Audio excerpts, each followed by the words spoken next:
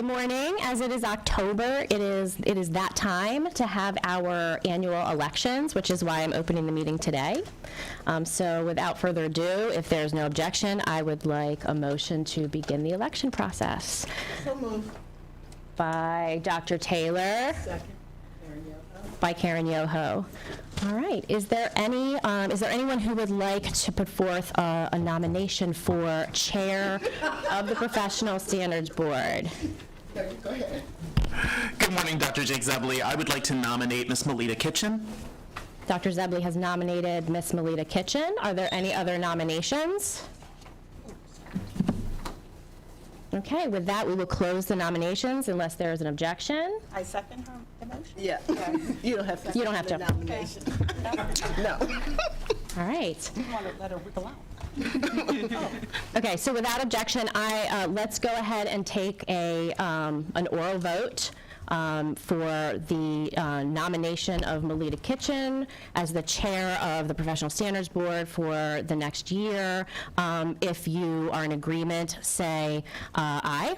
Aye. Anyone not in agreement? Any abstentions? I will abstain. And Ms. Melita is now the chair.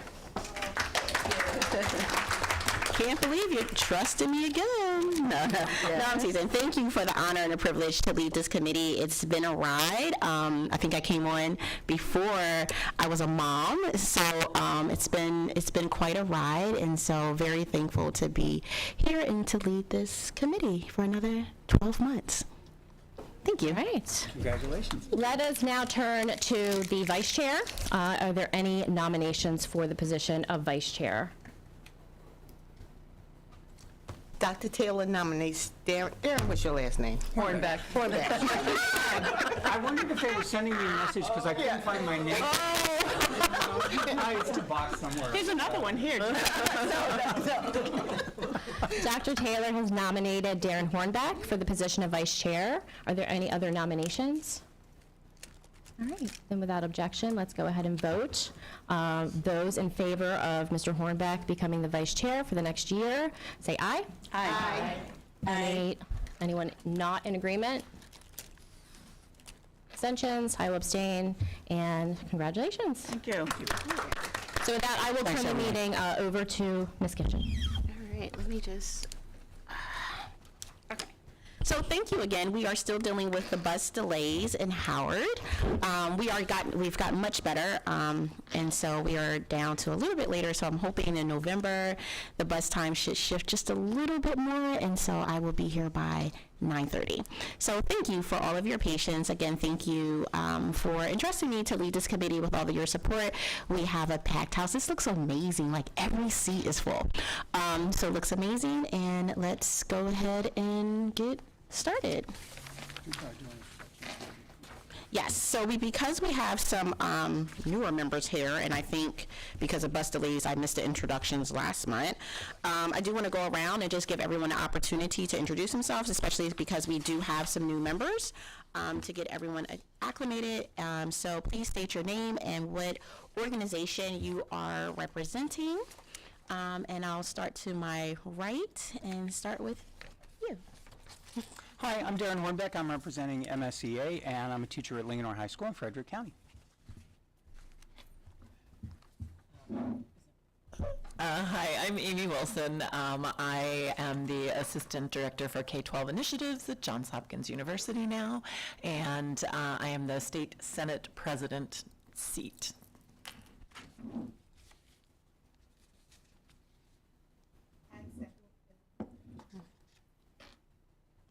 Can you hear me? It's on now. Oh, sorry, my apologies. I'm new.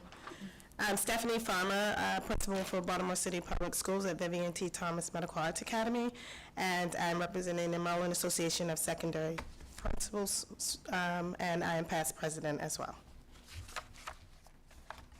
Good morning. I'm Janelle Bobbitt. I am a teacher at Booker T. Washington Middle School for the Arts, and I'm here representing the Baltimore Teachers Union. Hi, I'm Amy Poirier. I'm a principal at Shepherd Pratt School in Rockville, and I'm representing the non-public schools. Good morning, Dr. Jake Zebley. I am a high school social studies teacher at Aberdeen High School in Harford County, and I'm representing the Maryland State Education Association. Hi, good morning. I'm Joy Bacon. I teach English at Baltimore School for the Arts, and I represent Baltimore's Teachers Union.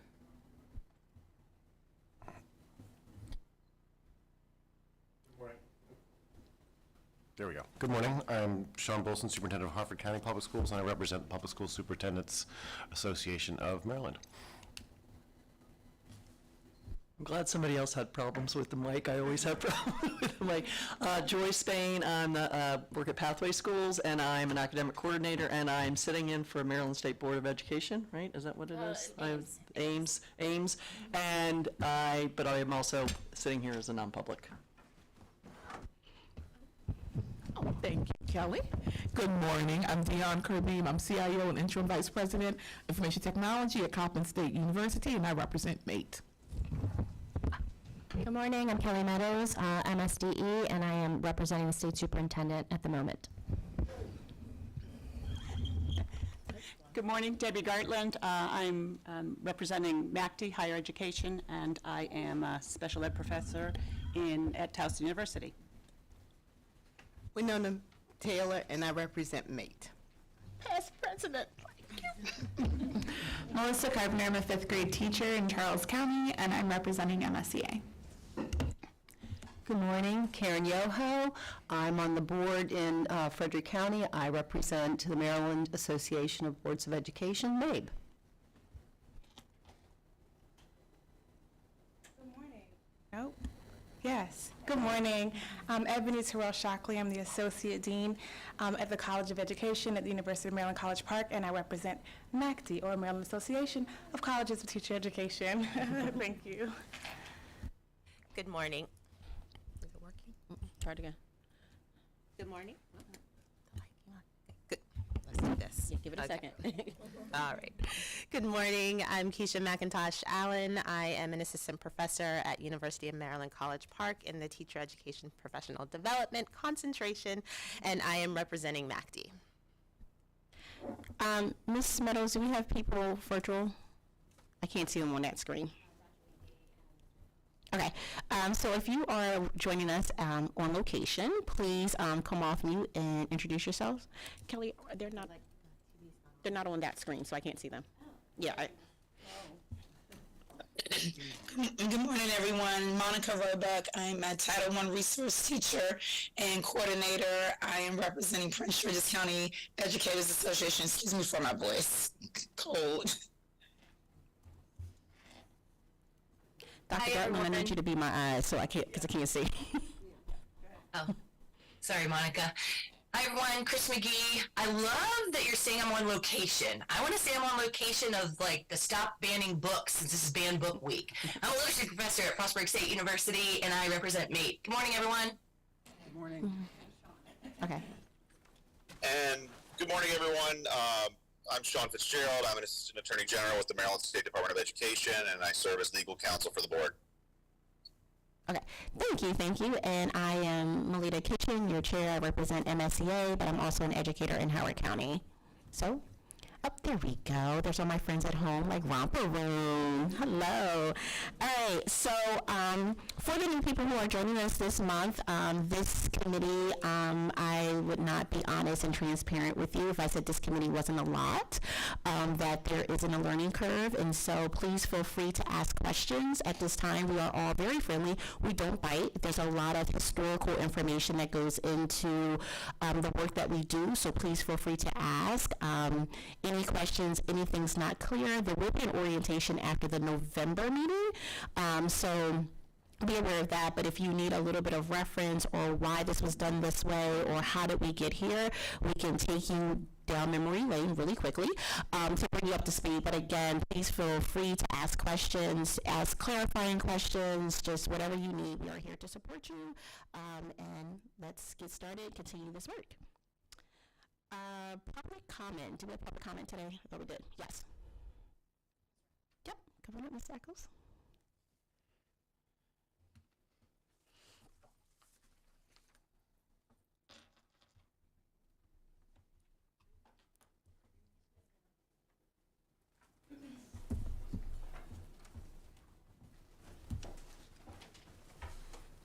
Morning. I apologize. Good morning. I have not anticipate such a large board this morning, so, but I've sent it electronically. No, if your mic is on. Is it on? Yes. Great, thank you. I sent it electronically, and hopefully all virtual on-location members will receive it as well. Good morning, dear Professional Standards and Teacher Education Board. My name is Robert Eccles. Having previously worked at MSC in the Division of Educator Certification and Program Approval, I understand the history of this regulatory work firsthand.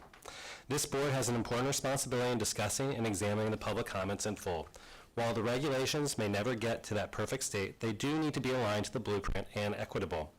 Let me say clearly that I do not want the regulations to be delayed from publication, but more importantly, I do not want any section of the regulations to be wrong for Maryland and to accept less than the highest standards for teacher preparation. I read through all the public comments and have seen the spreadsheet tracker of MSC responses. I'm providing an appendix, which you have in your hands, for a longer commentary and analysis. First, the public comments from across the P20 landscape were directed at one licensure pathway because it's a destabilizing policy option that is light on customary details. I welcome a future substantive discussion of the industry training program because while it's likely better than transcript analysis, it's a knockoff version of alternative programs while leaning into that inequity. The industry training program is somehow not defined as an educator preparation program, even though it is one.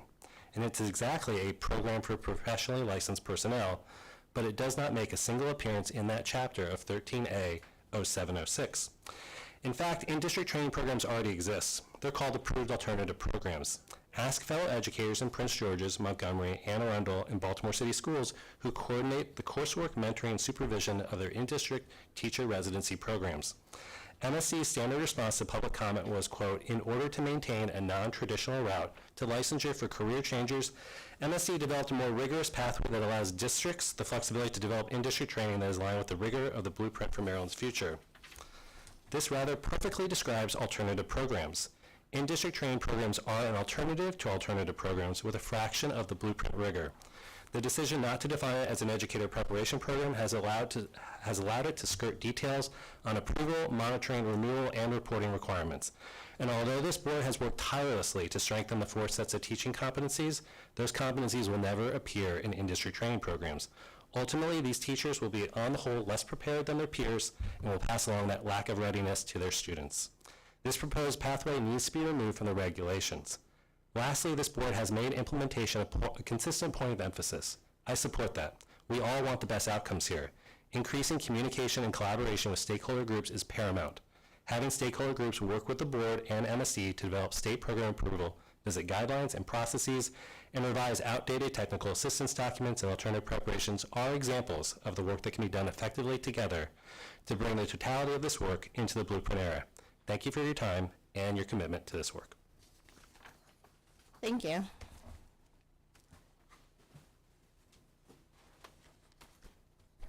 Is there any additional public comment for today? No.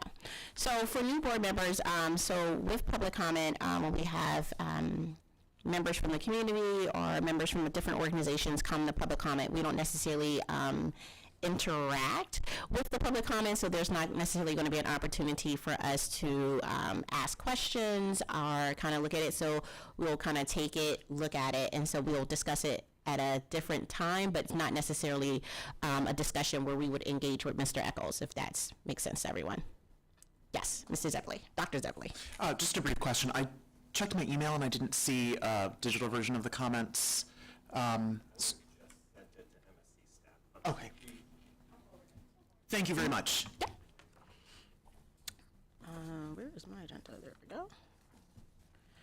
All right, so I think we are going to, with the state board update that was sent out electronically, were there any questions with the state board update?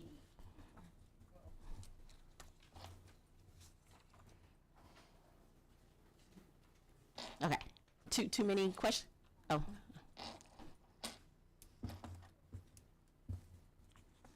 Okay. So let's keep going down our agenda here. All right, in terms of announcements, are there any announcements from board members? Any announcements? Good, no one's leaving, no surprises, no sabbaticals. In terms of our communication update, there's a lot of communication going on between the chair and the state board president and other people, but we're just not at a place where I can actually share what's going on. So there's conversations going on and things being discussed, and so hopefully with the November meeting, I'll be able to share out. So it's not for the sake of transparency, there's just conversations that are happening, but they're not necessarily at a place to kind of bring and share to the board. So nothing that's not transparent, but just kind of talking about what we're discussing, what are our thoughts and our robust discussions surrounding the regulations that we're discussing, and then what that looks like for the board, so the state board. So those are some of our discussions going on, and should have a full update in November. There are some other tentative meetings waiting for confirmation that will happen for the chair and the vice chair here, and so we should have a full update in November. Just conversations of what's going on from the state board perspective, and as we know, there's different things going on at MSDE right now, so letting some dust settle, and then we should be back as chair. I should be back in November to be able to give you a full update of what's going on and sharing with you what's going on outside of the meetings. Okay. All right. We have all the minutes correct from August and September. So we'll give everyone a moment to review the August and September minutes. You did receive them electronically, but if you take about 2 minutes to review them again.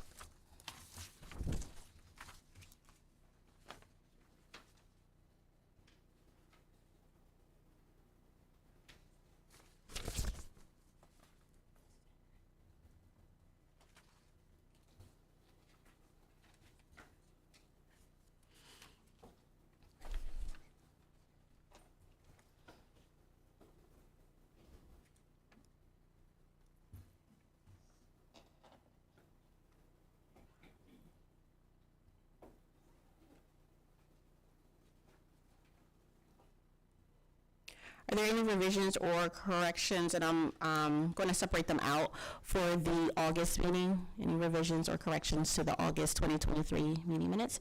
Yes. Karen Yoho, just a question on communication updates. At the end of that, it says that the two of you will sit down with the State Board of Ed on a touch basis, and that just probably needs to be reworded to whatever. I was like, I'm not sure what a touch basis is. And then under approval of June 1st minutes, it should be minutes, not minute. Oh. Yes. Sorry. Yeah. Any other revisions or edits? Yes. Dr. Gartland? Just a little typo on page 2. The implementation plan looked really great. 5 lines up where it starts with where the is always a regulatory update. Maybe there, where there is always. August. Yeah, I thought we were just doing August. Yeah. Sorry.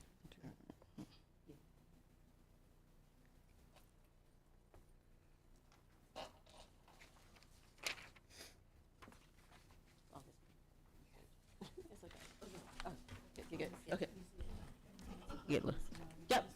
Any other revisions or edits? I don't know if it matters, but I'm not listed as a member who was absent. So Dr. Keisha Allen. So Kelly, was she on the, Had you taken the oath? had you taken the oath? Then, yeah, she should be listed. Okay. Where am I looking? Members of absence, okay. Any other revisions or edits to the minutes? All right. Motion to approve the August 3rd, 2023 minutes with the corrections that we just outlined. Moved by Dr. Gartman, seconded by Dr. Taylor. All in favor? Aye, thank you. Minutes, so motion approved for the August 3rd, 2023 minutes with the corrections we just outlined. All right, September meeting minutes. Any revisions or corrections? I was absent, but it was listed, Amy Wilson should be listed absent for September. Okay. And Joyce Bain should be listed as present. I was in attendance. And I can verify that because I was next to her and I'm missing too, Gartland. Okay, so let's make sure we get all of that. So Amy was absent, and then Dr. Gartland and Ms. Spain were present? Okay. Melita? Yes. Sorry, I was also absent. You were absent as So well. if you could add me there. And it does say Mr. Bolson, it should say doctor, if you, while you're adjusting. Yes, that. Thank yes. Okay.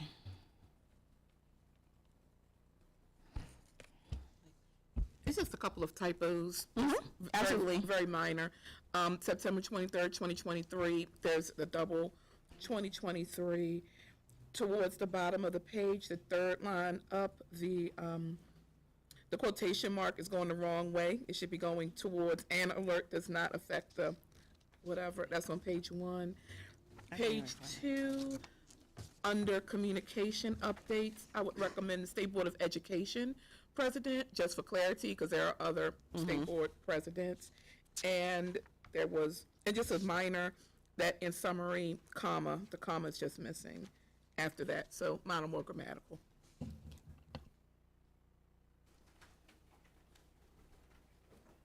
I think we got all of that. Motion to approve the September meeting minutes with the corrections and revisions we just outlined. So move. Motion made by Dr. Taylor, seconded by Ms. Yolo. All in favor? Thank you. Motion approved for the September meeting minutes with the corrections we just outlined. All right. Items for the next meeting. Kelly, can we push this to the end? I like having it at the end of the meeting just in case if there's something that we need to add or if there's some unfinished items that's a little bit clearer. So I'm going to modify the agenda and I'm going to push that and we'll talk about the items for the next meeting right before we talk about the 2024 calendar. That just gives us the flexibility as a board to add in anything or items for discussion or items that I would like you as chair to take back to your constituent groups. Can we just move that? Cool. All right, so now moving on to public comment for what we didn't get to last time. So moving back to the public comment.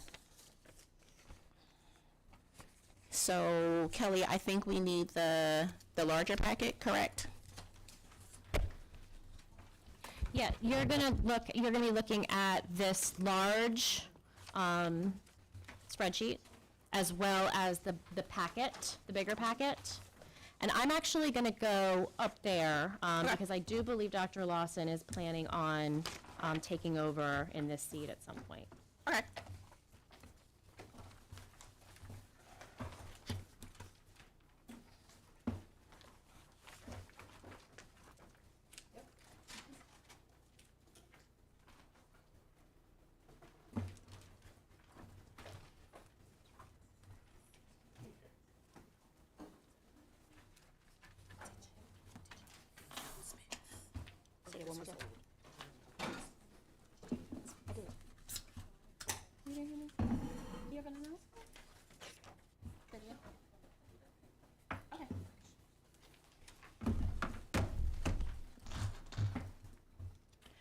Kelly, before we get started, we just want to do one quick announcement while you're getting situated.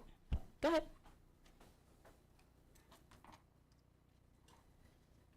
I just wanted to announce that the Maryland Association of Colleges of Teachers of Education, we're having a workshop on October the 11th, and you're all invited. That's the announcement. It is on English learners across the state, and we have presenters from the Eastern Shore, from the middle of the state, and from the western part of Maryland.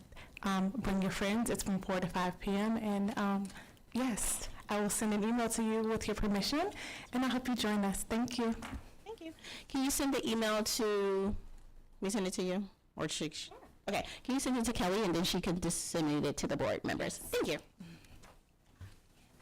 Okay. Okay.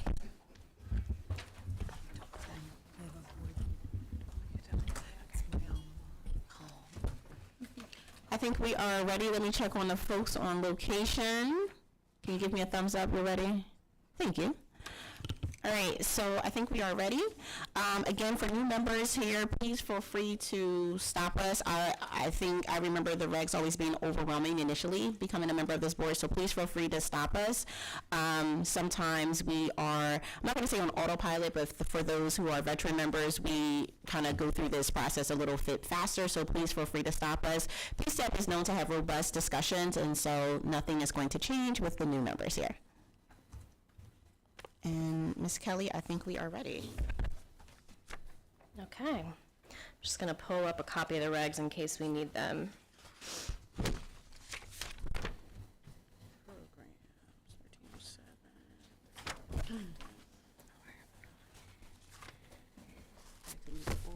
Ms. Kitchen, I assume that as we did last month, you'd like me to go row by row, and we can just discuss each comment? Yep, absolutely, row by row. Got my old programs here. Where'd it go?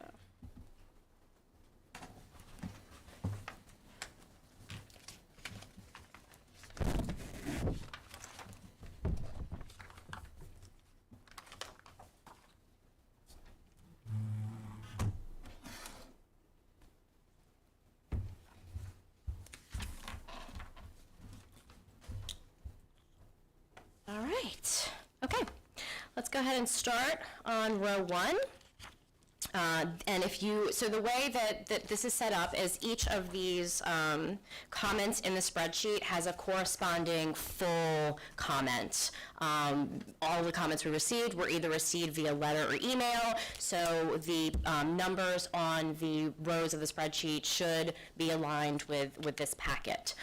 So we will start with the first 9 comments come from Liz Zogby from the Maryland Down Syndrome Advocacy Coalition. So again, full comments here. I'm going to go from the summary, but certainly if the board wants us to open the full comments at any time, just stop me and we can do that. So the way that this is laid out, I know that there are new board members with us today. The way that this is laid out is you're going to see the date it was received, the person providing the comment, the organization that they represent, if they represent an organization, the comment submitted. This is a summary. Again, if you want to see the full comment, it's in the packet. And then the regulatory language, if there is specific regulatory language that it is citing, it's dropped into the spreadsheet. But I do have the regs up, so in some cases it's cut off because it's so long, but we can certainly pull up the entire set of regulations. And then the last column are the recommendations from MSDE for this board to discuss. So that's how it's laid out.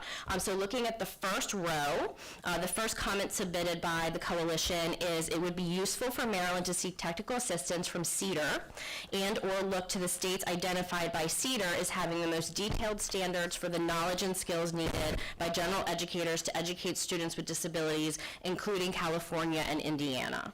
And this is in reference specifically to the general competencies, which is regulation 12 in that chapter. And you see that I've started to list them here, but again, all of the competencies are not shown on the spreadsheet, but I have the regulations. Our recommendation at this time is that because these competencies have been reviewed by many constituents, by both the State Board and the Professional Standards Board for multiple years, that we do not make any substantive changes at this time. However, we should always, and we talked about this last time, we should always be looking to update all of these these sets of competencies on a regular basis. This is not, these are not regulations that we anticipate just remaining the same for a long period of time. So again, the MSD recommendation at this time is not to stop the process to make substantive changes to these competencies.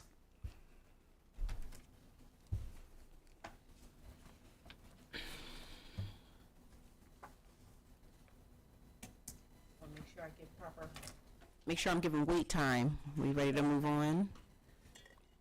Good to go? I think we're good. I'm sorry. Yes. I'd like to say something. Thank you for that. I read the comments and work with CEDAR, and I just wanted to make sure everyone is aware that the fact that Maryland is not directly working with CEDAR as a state does not mean that separate entities are not connected to CEDAR, and that is not an indication that we are using the practices articulated by CEDAR or suggested by CEDAR, like the high leverage practices and evidence-based practices that the commenter shared. So I think that's important for the public to know and be aware of.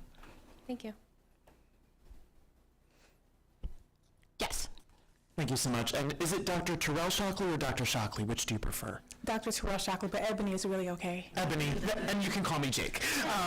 Thank you so much for that, because you almost read my mind with the question I had. So University of Maryland consults with, or uses CEDAR as a means of evaluating its standards. So faculty at the University of Maryland and many other higher education institutions across the state work with CEDAR on a range of, just information, or rely on CEDAR in their courses, in special education methods courses, in learning about exceptional learners. And it's just a common, I'm also from Gainesville, and it's at University of Florida, but either way, it's just a widespread resource across the country in teacher education. And so I'm not suggesting that the state of Maryland, right, as an entity, avoids direct technical assistance, but the fact that we don't have a state partnership doesn't mean that separate entities are not connected to CEDAR and are not relying on CEDAR and are not citing the work of CEDAR. And I just think it's important for the public to know that. Thank you so much. You're welcome. Any other comments? Comment number 2. All right. Still from the coalition. The provider of a program in a partner school shall seek to provide teacher training placements in a variety of school environments with diverse students, populations that provide participants with the same kind of experiences as teachers employed in the state. This is actually, they cite the regulation, which you're also going to see in the regulation column. So in reference to that particular regulation, the comment is that we ensure that the required practicum experience includes school settings where students with a range of disabilities are included in general education classes. Be explicit that diverse student populations include struggling readers, English learners, and students with a broad range of disabilities, including students with significant cognitive disabilities in general education classrooms. The comment here from MSDE is that the current language is verbatim from the blueprint law. We are not recommending that it is changed at this time. However, all of this can be done in technical assistance and guidance without being codified in the regulatory language. We are on the same page here, and MSD agrees with these comments, but again, we do not feel that we have to add this language into the regulations at this time.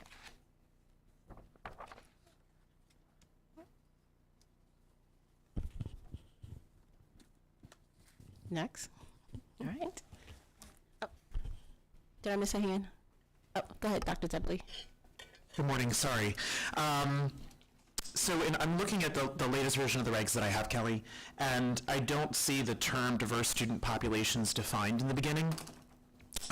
So MSDE believes, based on this comment, our definition is already in alignment with this comment, so there is no need to add that definition to the beginning. Am I understanding that correctly? That's correct. We are not recommending that we add a definition for diverse populations. It's the second we add that definition, something is going to be left out. And so just for historical reference, I do remember this conversation, and we definitely talked about there was a need to make sure interns have different experiences with placements, and so we were concerned that if we defined that and teased that out a little bit, that we were going to leave something out, or as time went on and diverse learners change, that we would have to go back, correct, Kelly, and kind of go back and add to the definition. So it was broad enough with diverse learners, and so that's why we didn't kind of tease it out and have a specific definition.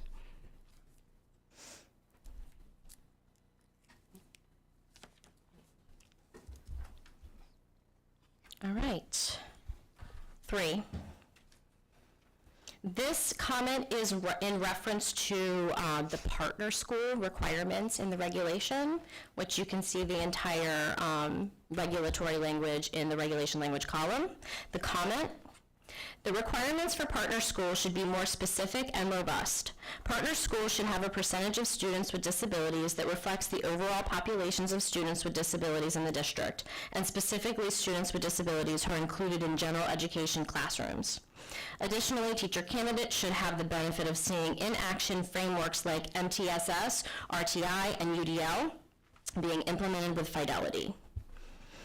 I'm going to skip around a little bit. Clinical sites should be selected that demonstrate commitment to collaborative evidence-based practices and continuous program improvement, have partnerships with appropriate other educational, social, and community entities that support teaching and learning, place students with disabilities in the least restrictive environment, provide robust programs and support for English learners, reflect to the extent possible socioeconomic and cultural diversity, and permit video capture for candidates' reflection and TPA completion. MSDE's comment is that the current language, again, this particular regulation is verbatim from the Blueprint for Maryland's Future, the law. We are not recommending that we expand this in regulatory language. However, a lot of this information, again, can be provided in technical assistance.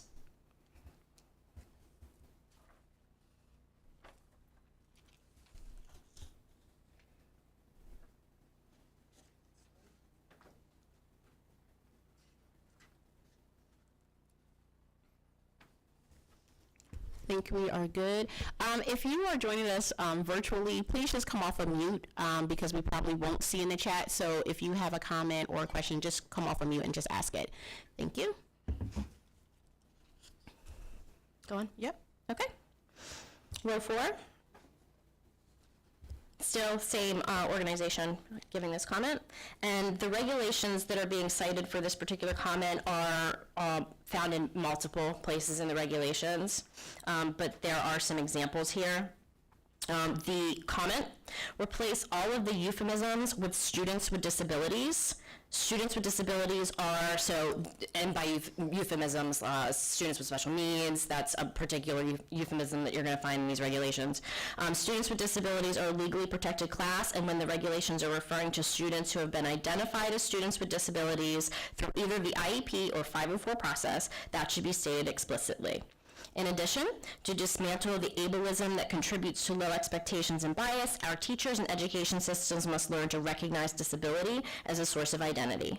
The use of euphemistic language seems to indicate discomfort with disability, which does a disservice to these students and their non-disabled peers. MSDE concurs with this recommendation, and we have made the changes. This is non-substantive. So throughout the document, you will see that there are changes, and anywhere you saw any type of students with special needs language, you're going to see students with disabilities. Yes. Yes. I just couldn't see your name, so I just use your name. That's okay. Sure, Ebony, it's fine. Good morning again. I just wanted to go on record to share that unfortunately I disagree with the change. As this commenter, as well as the regulations articulate and cite culture responsive teaching, for example, one of the reasons for the use of exceptionality is to really consider the asset-based opportunities to describe learners. And just like the specific professional association, the Council for Exceptional Children, which aligns with the special education teacher education program, uses the word exceptional. That's one of the reasons that the term exceptional is used, because you think about individuals within the realm of neurodiversity on a spectrum in the ways in which we learn. And so that's one reason for the term exceptionality instead of using disability. IDEA already uses disability. We know it's a regulation. We know that it's federal, but it is an opportunity for learners to understand that the use of the word disability, which we know does have a negative connotation, can also be replaced with exceptionality because they are exceptional. And I just want to make sure I go on record to state that I just disagree. That's all. Thank you. Dr. Zeblin?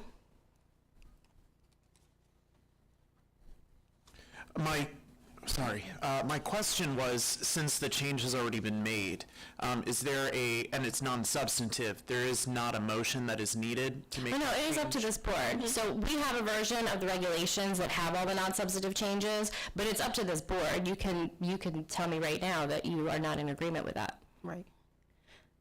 So we're going through the public comment, and so we are making decisions. And so what Kelly is doing, and Kelly, correct me if I'm wrong, is just letting us know where MSDE is standing on it in terms of, oh, we agree this is a non-substantive change, or no, we don't need to necessarily change this because it's verbatim for the language for the blueprint. But if it's something that we want to start discussing, exceptionalities versus disabilities, we can have that discussion. And there's a version with the non-substantive changes, so if you vote to adopt today, like, it's ready to go. It's for you to see it. Dr. Gartland, what are your thoughts? I was just going to say, did I raise my hand? No. Did somebody read my mind? I was trying to... Just think about just your area of, your area of expertise and just your thoughts on it. Thanks. I appreciate Ebony's comments. And I was actually thinking to myself, special needs certainly to me encompasses more than just kids with gifts and talents and kids who have disabilities. So I use the term special needs sometimes when I teach my LED, special ed, dual cert seniors, but I make it clear that it's different from kids with just kids with disabilities. So I view talking about children and individuals with exceptionalities as a lifelong CEC member and CAN coordinator for CEC and all. I view the exceptionality to include a large continuum, not just kids with disabilities, but in Maryland, I assume still we don't include kids with gifts and talents on IEPs. So I think when we're talking about children with IEPs, the disability, I prefer that term. Question, Kelly. So is this a potential situation if we were to change two exceptionalities here? Is this something where it's going to conflict with other documents? Because I know we talked about other documents or other laws and regulations, and if it's worded in one place, is it something that is going to need to be changed across the board, or is it going to be too conflicting? And I don't know if this is a Sean question, if that in this document, if we had one word, but then other documents, it uses another term, like? I don't believe so, not for this particular comment. Okay. Yeah, and I was going to ask I'm trying to look up the blueprint, I'm just not how are students with exceptionalities, students with disabilities described in the blueprint? I'd just be curious about that. To try to stay consistent, even if it doesn't have to be consistent, it seems like aspirationally maybe we should. Darren? All right, well, I want to ask a question that may reveal some ignorance on my part, but is there a problem in using both terms? And that's what we've done, and that's the comment, is not to. So that's what this board has to decide. Well, I guess what I'm asking is, does it have to be one or the other, or can we use both terms whenever this, like, exceptionalities / disability? I think she's saying that's what we have to decide, and that, so the public comment is asking us to pick a term. Well, it's not asking us to pick a term. It's asking us to pick the term students with disabilities. Right, The current language that this board has already voted to publish uses both terms. And does that solve the problem to continue using both terms? Would that make both groups happy, I guess, is my question. No. No, they used to. All right, it was worth a try. Mayor, if I understand it, this group doesn't want us to use the word exceptionalities. They want us to only use the word disabilities. That is correct. And so, okay, I've already made my comment. Okay. Zebly, Dr. Gartland, and then Ms. Bacon. My question, I believe, is for legal counsel through the chair. If we use the term exceptionalities, is that will that be interpreted legally as the same as the protected class of students with disabilities? That's a good question. I'll wait for I don't, I can wait I don't know for if someone Sean to weigh heard in. me. Oh, I can wait for Sean, but no, which is why both are used, because there are times when disabilities needs to be used because we're referring to a particular group of students, and there are other times when exceptionalities can be used for the reasons that I described, so, yes. Okay. Go ahead. No, I just want to piggyback on that. So the two of the examples that I pulled into the spreadsheet, I think are good examples of where it should read disability, because we're talking about IEPs, we're talking about 504, we're talking about assistive technology. So we could always go through the regs and say, okay, for these two, you know, they should be changed. Whereas there are other references to students with exceptionalities that aren't speaking specifically to students with disabilities, and that we may leave alone.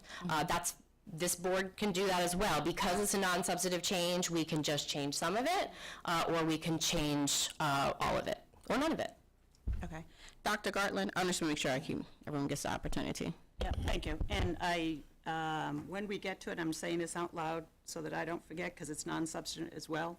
But I somehow, when we were going through, I didn't catch that it said in the regulations, individualized education plan. Can we You're going to see that later. I caught it when I was looking at the Ms. Bacon?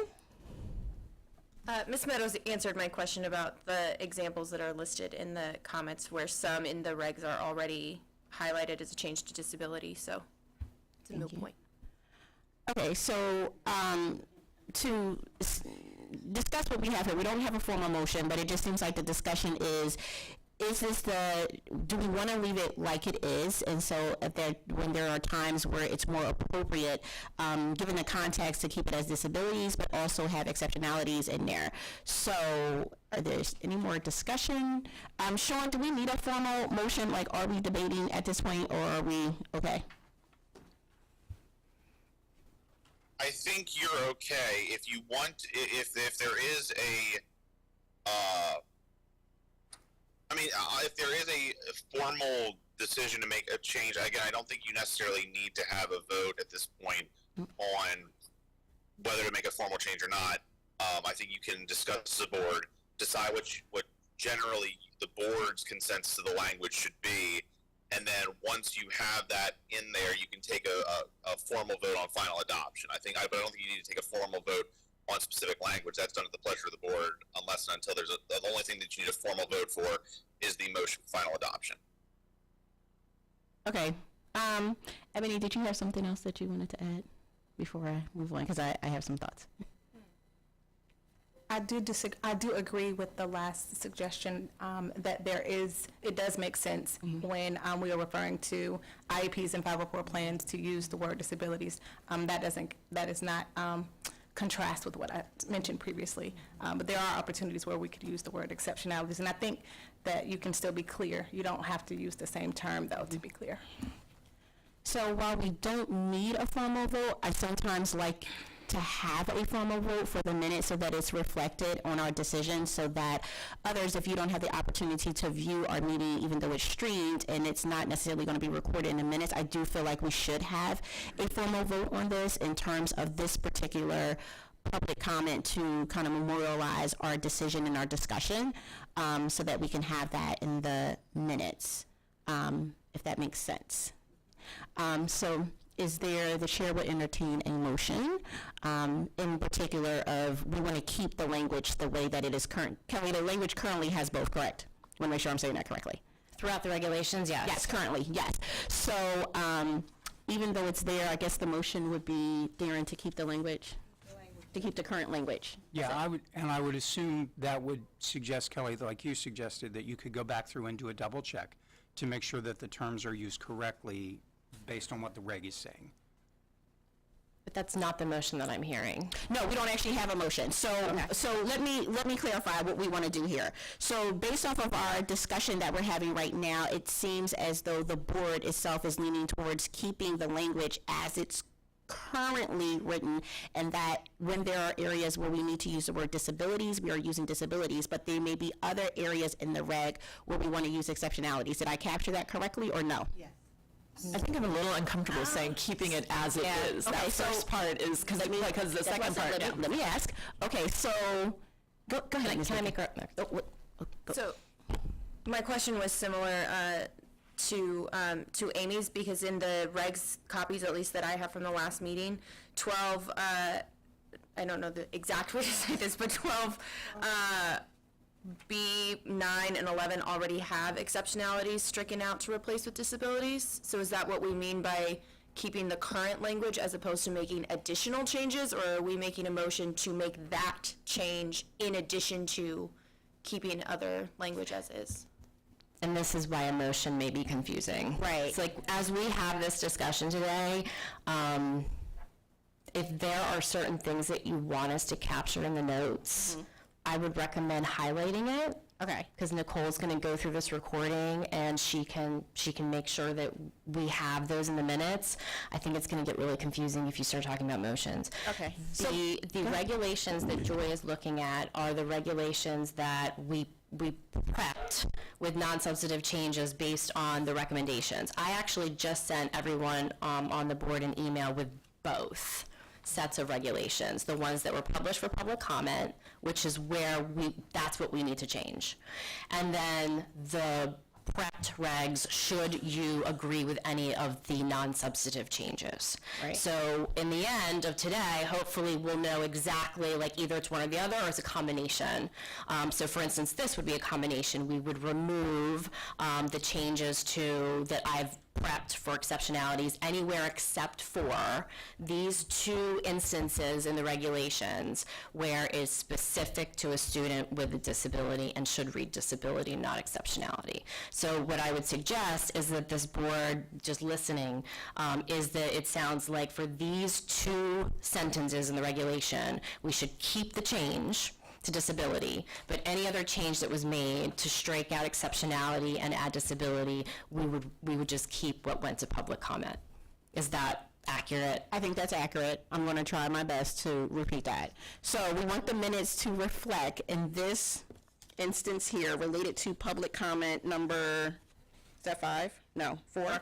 4. Public comment number 4, we wanted to read, We want to make a non-substantive change to, look at the regulation language column. correct. We want to make a non-substantive change to these two lines in the regulation to replace the word exceptionalities with disability, student with disabilities. Correct. So the minutes will reflect that, and then if there's other areas, when we come upon them, we can have that discussion to see if we want to keep it, if we want to change the wording, let me not use the word keep, if the wording needs to be adjusted given the context of the word that's used. Is that correct? All right. That was a little challenging there. Handled well. Did I capture everything we just said? All right, I think we are ready for 5.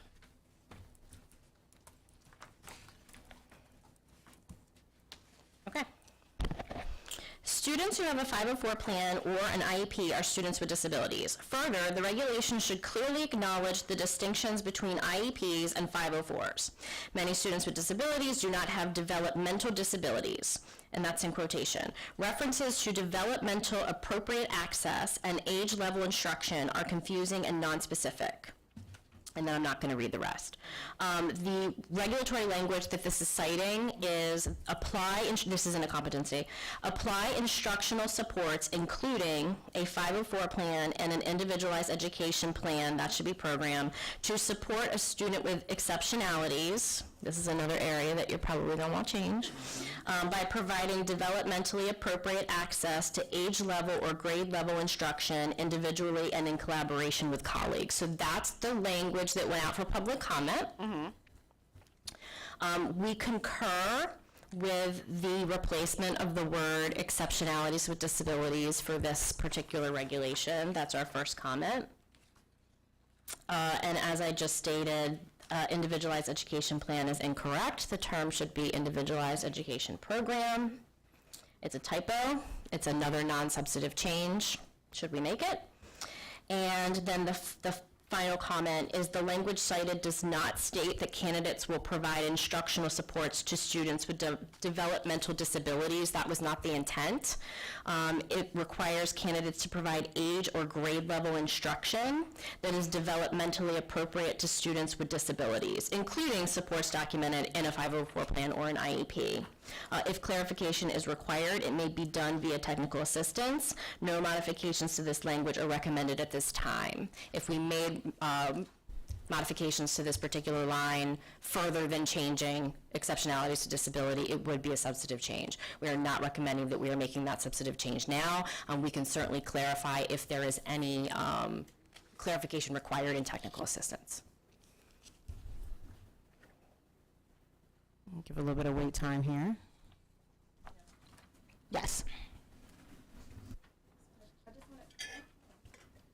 Okay, yes, I just wanted to add that in the regulation, it reads that apply instructional supports including a 504 plan and an individual education soon-to-be program, which to me suggests that they are different. Some of the comments suggest that we should make clear that there is a difference. I think using the word "and" makes that clear, and also the individuals who will be applying these regs would be clear. Just for the record, I agree with what has been articulated to leave it as is.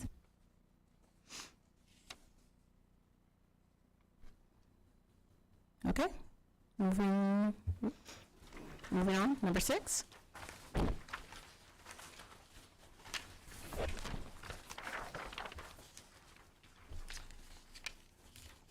All right. Same constituency. The regulation that this is in reference to states, we are still talking about the general competencies, implement response to intervention, universal design for learning, and direct instruction to differentiate instruction. That is how it's currently written. The comment, while understanding and implementing an RTI framework with fidelity is critical for supporting struggling learners and providing interventions that prevent unnecessary referrals to special education, and utilizing UDL is critical to meet the needs of all learners, including diverse student populations and students with disabilities. Neither of these are means of differentiating instruction. Differentiation can occur within an RTI or a UDL framework, but neither are ways to differentiate instruction. Our response, the intent of this requirement is to require candidates to demonstrate the ability to differentiate instruction within an RTI or UDL framework. If further clarification is required, it can certainly be done via technical assistance. We are not recommending substantive changes to change this language at this time.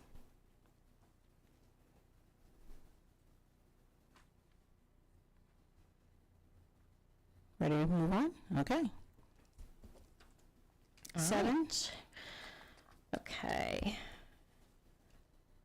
So for this comment, this is absolutely correct. They have identified 2 typos. There are 2 places in the competencies that use the word aid incorrectly. It should clearly be aid, AID, and not AIDE.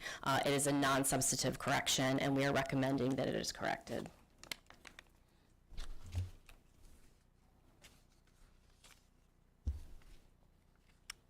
8. All right. Next, this comment is in reference to, now we jump to the another set of competencies, culturally responsive teaching competencies, and the specific comment is, there's ample literature on culturally responsive teaching that situates disability as identity and makes explicit the need to acknowledge ableism as a damaging form of bias and a source of inequity. Change, this is their recommendation, change culturally, racially, linguistically, and otherwise diverse populations of students to culturally, racially, linguistically, and otherwise diverse populations of students, including students with disabilities. And then the second change that they're recommending is changing support various racial, ethnic, linguistic, socioeconomic groups to support various racial, ethnic, linguistic, socioeconomic, and disability groups.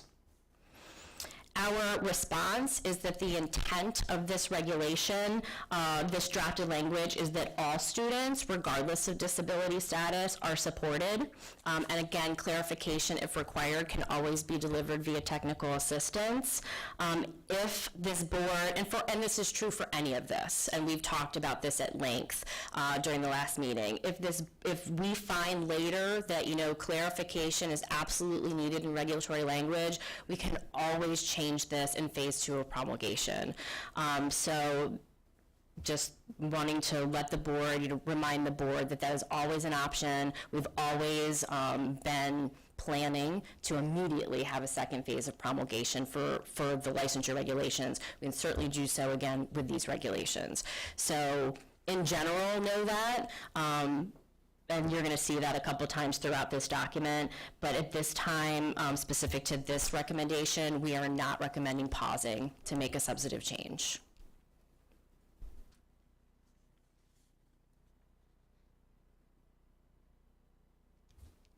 Okay.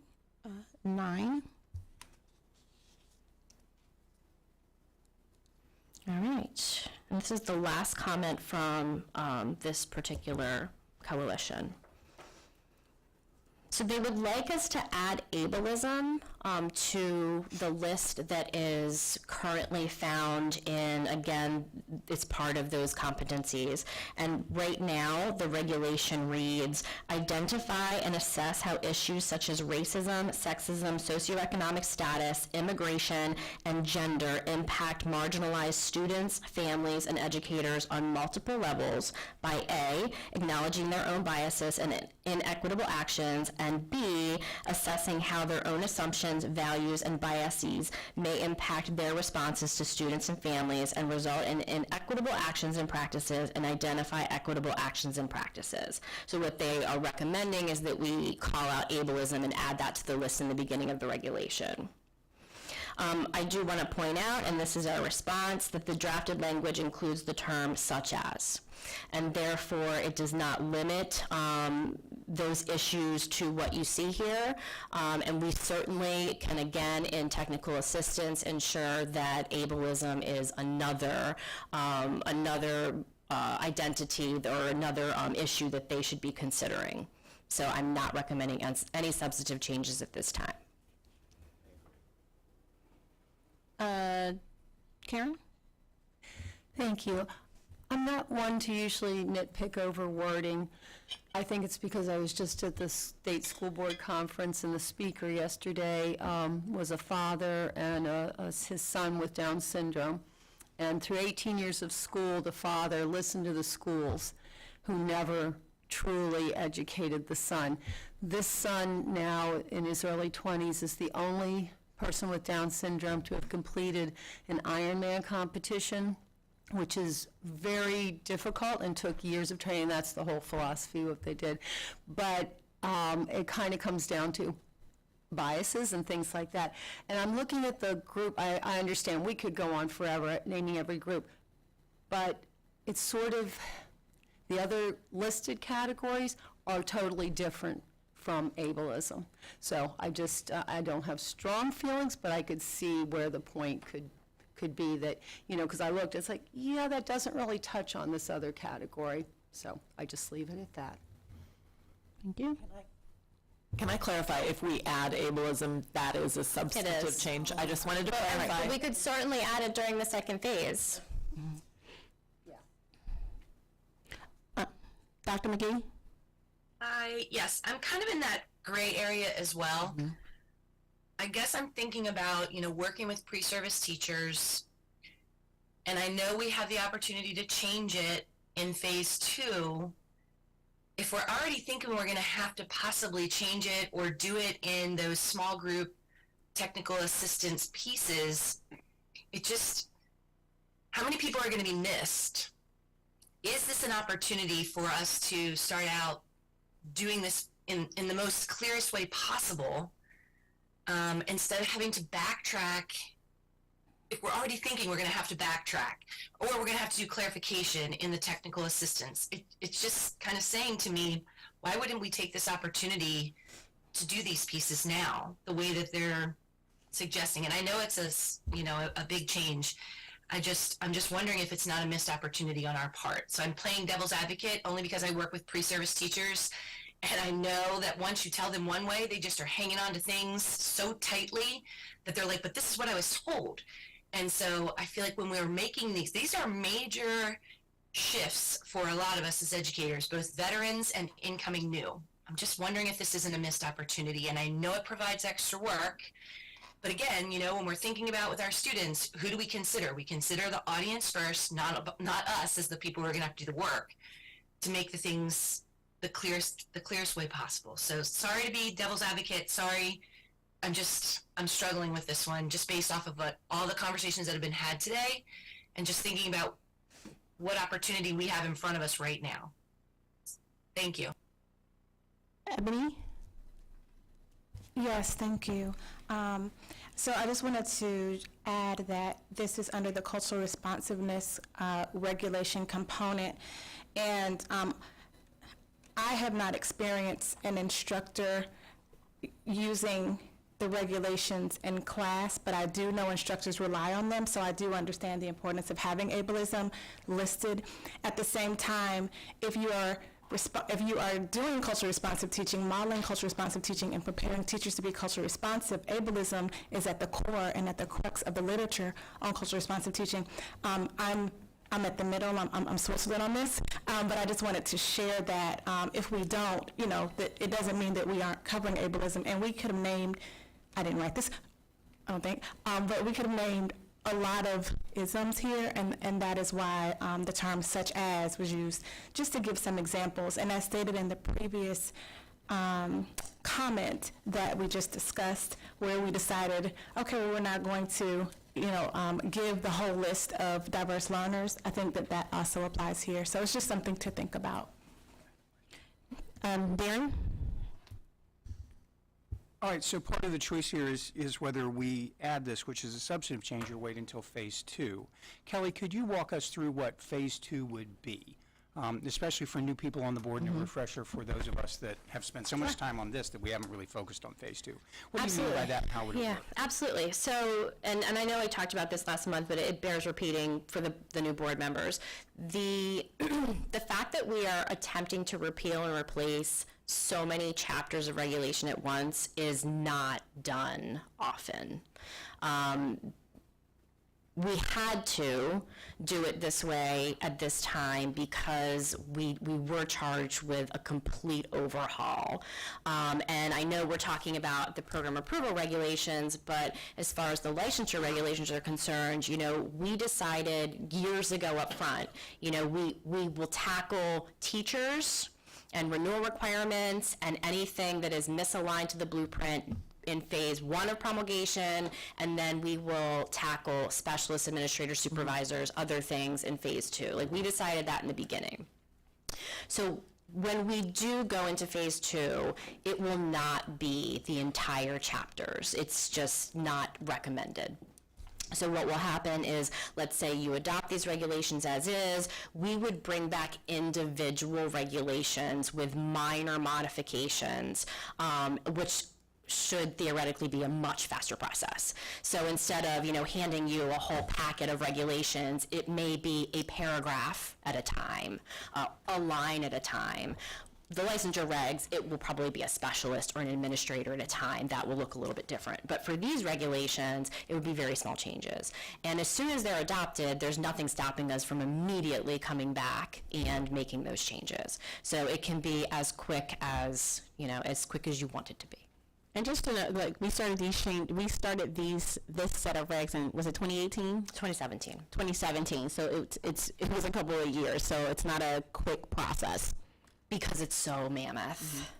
And we had the blueprint. So we had some things happen along the way.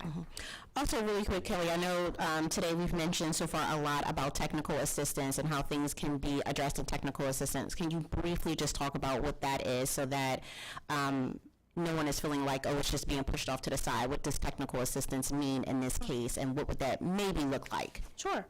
So it is one of the I think, biggest responsibilities of the department to provide technical assistance and guidance with regard to laws and regulations, whether that in this instance it would be to our educator preparation program partners, our local education agencies. The constituency just depends on that particular regulation or that particular law. So for these regulations, given that they are program approval regulations, most of the technical assistance that is provided with regard to program approval is provided by the Division of Educator Certification and Program Approval, specifically the Office of Program Approval. That could look like a formalized, with a whole new set of regulations, there will be formalized training and technical assistance that is provided over the course of time, and we'll talk a little bit more about that later this morning. But technical assistance can also be those everyday phone calls, those everyday emails. We are constantly receiving questions from our different constituency groups that we tackle on a one-to-one basis. So it's a combination of formal and informal technical assistance. This type of thing, because we're rolling out a brand new set of requirements, would be very formalized. And then after giving that formalized training or technical assistance, we would anticipate that there would be a lot of questions that we would flesh out together. Does that help? Yes. Does that help everyone? Because I know we've mentioned technical assistance a lot today, and so I just wanted to make sure everybody understood when she said technical assistant what that actually meant. It could be a training, it could be a presentation, it could be a workshop, it could be a memorandum. There are many different forms of technical assistance, just depending on what it is that we're providing guidance for. Yes. You mentioned that something like this will be a substantive change. Can you walk through the process? What does that mean and what does that look like and how? A substantive change? Yes. And I know Sean is probably driving, and I know I'm putting him on the spot, but there's actually a regulation that defines what substantive change is, and he probably doesn't know it by heart. But I could look it up for you if you want, but it is defined. And so when we go through, and Sean and I did this for every single substantive change that we recommended, non-substantive change we recommended, there's a memo that eventually will actually go to this board that outlines every single non-substantive change, why it's non-substantive, and compares it to that definition in the law, and basically says this is why it meets that definition. It's a formalized process. And if the board would like, I'm happy to pull up that definition and just read it for the benefit of the board. Well, for me, it would be helpful. Yes. I'm not sure if no, absolutely. Sean, I just want to be sure you're not driving. If you're driving, please don't pull up anything while you're driving. If you're driving, this can wait. I apologize. I'm not driving. I've got a friend of mine who we're on the road south right now in Manning, South Carolina, but he's driving. I'm on the phone, so I'm happy to pull it up on my phone while I'm on the road. Okay, so if you feel like you can bring it up, then go ahead and let us know. Absolutely. So feel free to discuss, and I'll have that definition just probably about a minute or so. Okay, just a second. And I guess while we're waiting, my mind is going to we're maybe a third of the way through the comments. I think we all have been working since we joined or since 2017. I don't think anybody wants to delay any further, but my wondering is if there is another substantive change in the other comments and we end up having to republish anyway, maybe we put this in we revisit this if we end up having to make another substantive change now instead of phase 2. And again, I'm not hoping for that, but we are only part of the way through the comments right now. Absolutely. So should I go ahead and note that this particular comment or the recommendation to add ableism to the list is something that the board is interested in adding during phase 2 of promulgation? Yes.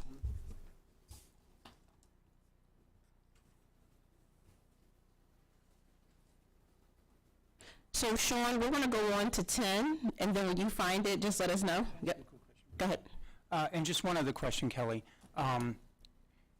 There have been occasional questions about staffing and so forth. Your department is now, is it fair to say, fully staffed? I know you've had a number of new hires and so forth. Because your department will be carrying out the technical assistance, correct? The MSTE? Yeah. The MSTE will be carrying out the technical assistance. I am no longer with the division, so I can't speak on behalf of the department. I don't, Dr. Lawson, do you know that offhand? And could she introduce herself too? Yes. She missed it. Absolutely. Sylvia Lawson, Deputy Superintendent for Organizational Effectiveness here at MSDE. And the department at this current time is not fully staffed. We do have several positions that we are still interviewing for, but I can say is we have more individuals there now than we've probably had in quite a while. And I guess, and again, not to put anybody on the spot, because that's not my intention, but is there a feeling that the department is able to produce the technical assistance necessary with this amount of change as people begin to grapple with it and make change? Absolutely. All right, thank you, I appreciate that.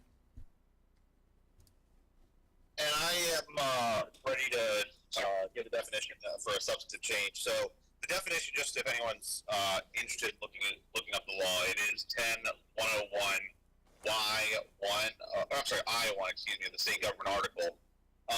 And it defines substantively as in a manner substantially affecting the rights or obligations of a member of a regulated group or profession or a member of the public. So the real idea here, just, and I'll be, as Kelly I think alluded to a few minutes ago, if the board decides to, vote on final adoption and the board does adopt these regulations as final, and the state board does the same, I will have to sign off on a memorandum on every change that it is non-substantive in nature. So to that end, and I think we all know that if there are any substantive changes, then we're going to have to go through the promulgation process, obviously, all over again. So the key lens that I'm looking through in determining whether or not a change is substantive is, I guess a good one-sentence summary is the public getting what they thought they were getting, what they kind of signed up for?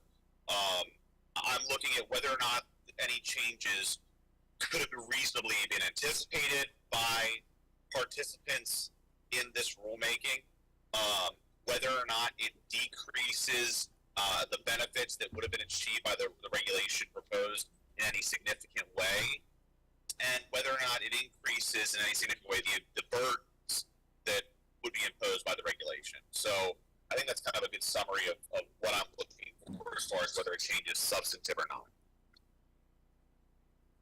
Does it, go ahead, Dr. Watson. I'm sorry. I was writing down what Kelly was saying, and you kind of caught me by surprise.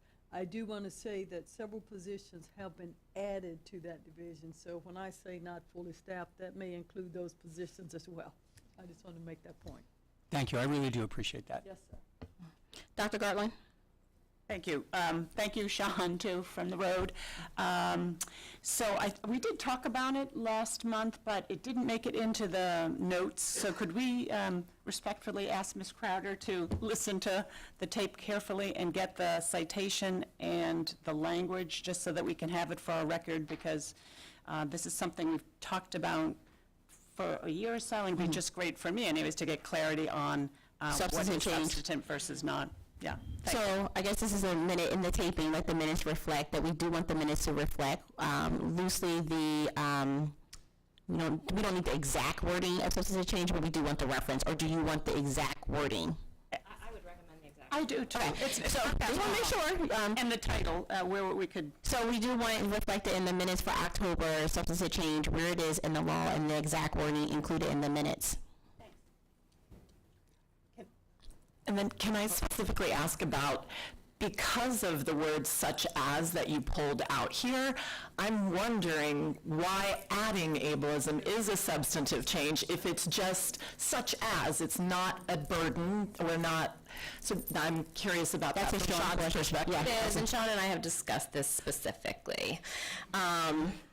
It does increase, and I know that burden it sounds inappropriate, but legally, it does increase the requirement. And I agree with Sean that, he did not think it was reasonable that you could naturally anticipate that this word would be added at this time. So because of that, it is a substantive change.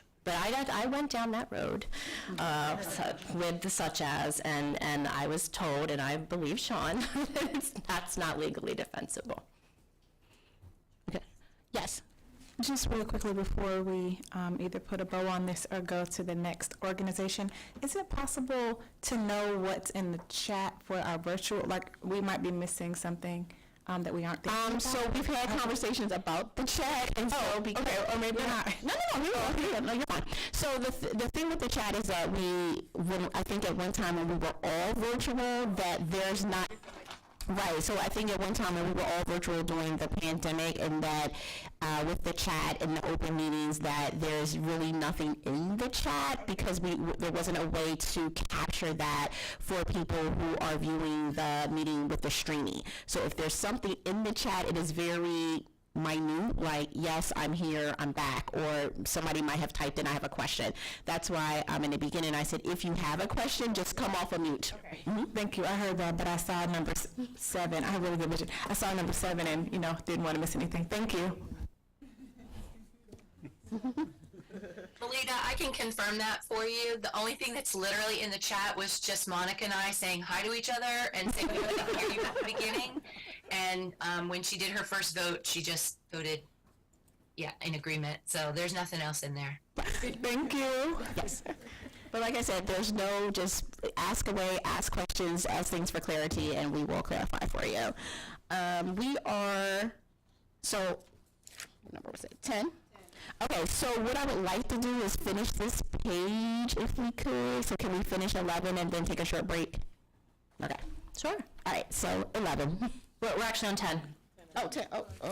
Oh, so up. Okay, so 10 and 11. Okay, then we'll take a break. So we now turn to a different comment. So now we turn to a comment submitted by Goucher College. So if you are following along in your packet, it is, it's the one that has a 10 at the top. And this is summarized. So you're going to see bullets, and what I'll do is I will adjust each bullet separately. So the first, in general, the comment is we must work together to reduce the barriers to teacher education in the current system, not introduce two systems with different standards that may inadvertently disadvantage certain demographics. Goucher would like to suggest that we cooperate to provide, first, a state-supported system of tutoring for all required examinations. So in reference to that particular comment, MSDE's response is that the state supports, hold on. I may not have a comment specific to that. Let me come back to that one. State support of exam and internship fees with possible stipend incentives for traditional interns.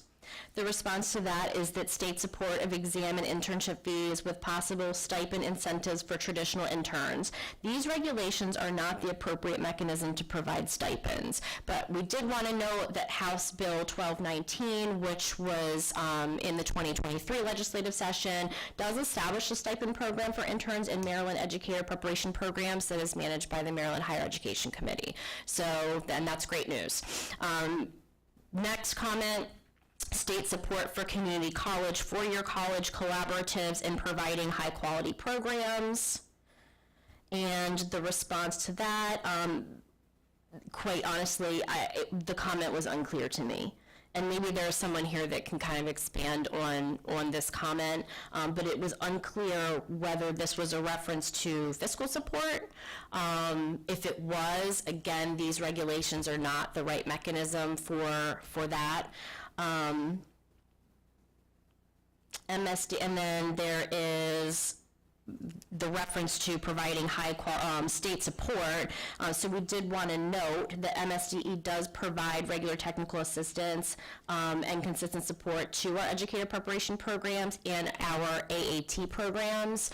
And we just talked a little bit about what that technical assistance could look like. So again, support, I wasn't sure exactly what was meant by support, whether it was fiscal or type of technical assistance type of support.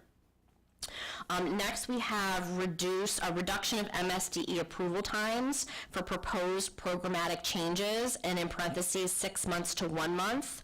So there is a regulation that's cited in the regulation column because I think that this is the regulation that's being referenced, and because it's referenced by a few different constituency groups. So this particular regulation is specific to the program approval process where no national content standards are available. And we have explicitly in the regulation stated that for those instances, one of the things it lists is at least 6 months before the approval is requested, the provider shall submit the application for approval to the department. So this is the only reference in these regulations to a timeline with regard to approval. So I think that the interpretation has been that is for all programs, when in fact the regulation is only specific to those programs where no national content standards are available. With that said, the approval times for proposed programs, they are not listed in regulation, and we're not recommending that they be listed in regulation. We're recommending that that remains in policy. We are not looking to codify that at this time, so I'm not recommending that we add language into the regulations to codify that timeline. And then expansion of the TAM and STEM pipelines with the ability to grant college credits for a limited number of high school credits earned in these dual enrollment programs. Expansion of the TAM and STEM pipelines with the ability, these regulations again are not the appropriate mechanism to do that. TAM or STEM high school programs are not, what's the right word? Not regulated, but there are other regulations that touch on STEM and TAM programs. I'm not recommending that we add language into the program approval regulations to focus on the increase of TAM and STEM programs, if that makes sense. I just don't think that this is the right mechanism to do that. We agree, absolutely, that we should be expanding TAM and STEM programs. And I think that, and again, I'm guessing a little bit here because it wasn't clear to me, and if anyone can, if anyone else here has information on what Goucher was kind of going for here, I'd love to hear it. My thought is that because we are trying to recruit from those pipelines into our pool of teacher candidates, that's kind of where it's coming from. But again, I don't think that adding language in these regulations is necessary. I'm going to jump back up to the first bullet, a state-supported system of tutoring for all required examinations. Again, absolutely agreed. We should have tutoring. We have a lot of LEADS grants that are focused on tutoring. It's a priority of the agency. I don't think it's appropriate for these regulations to be the mechanism to expand those programs.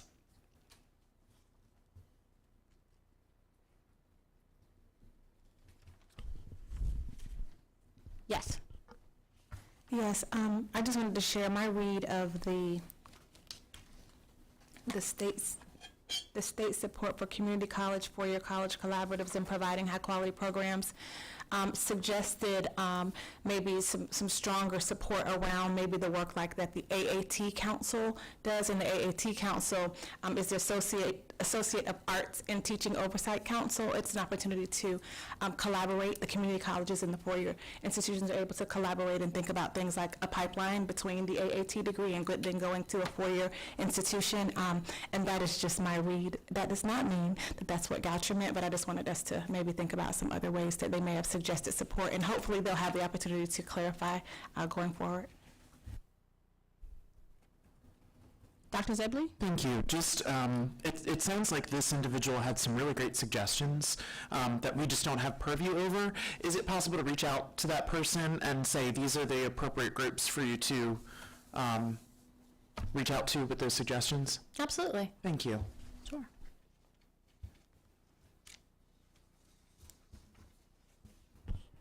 $11? Or was there any more comments on 10? Okay. I have a question. Go ahead. I agree with Darren about reaching out to inform them as to what programs are available for them, especially for bullet point 1, and just informing them of ways that they can reach out for funding to provide the tutoring programs.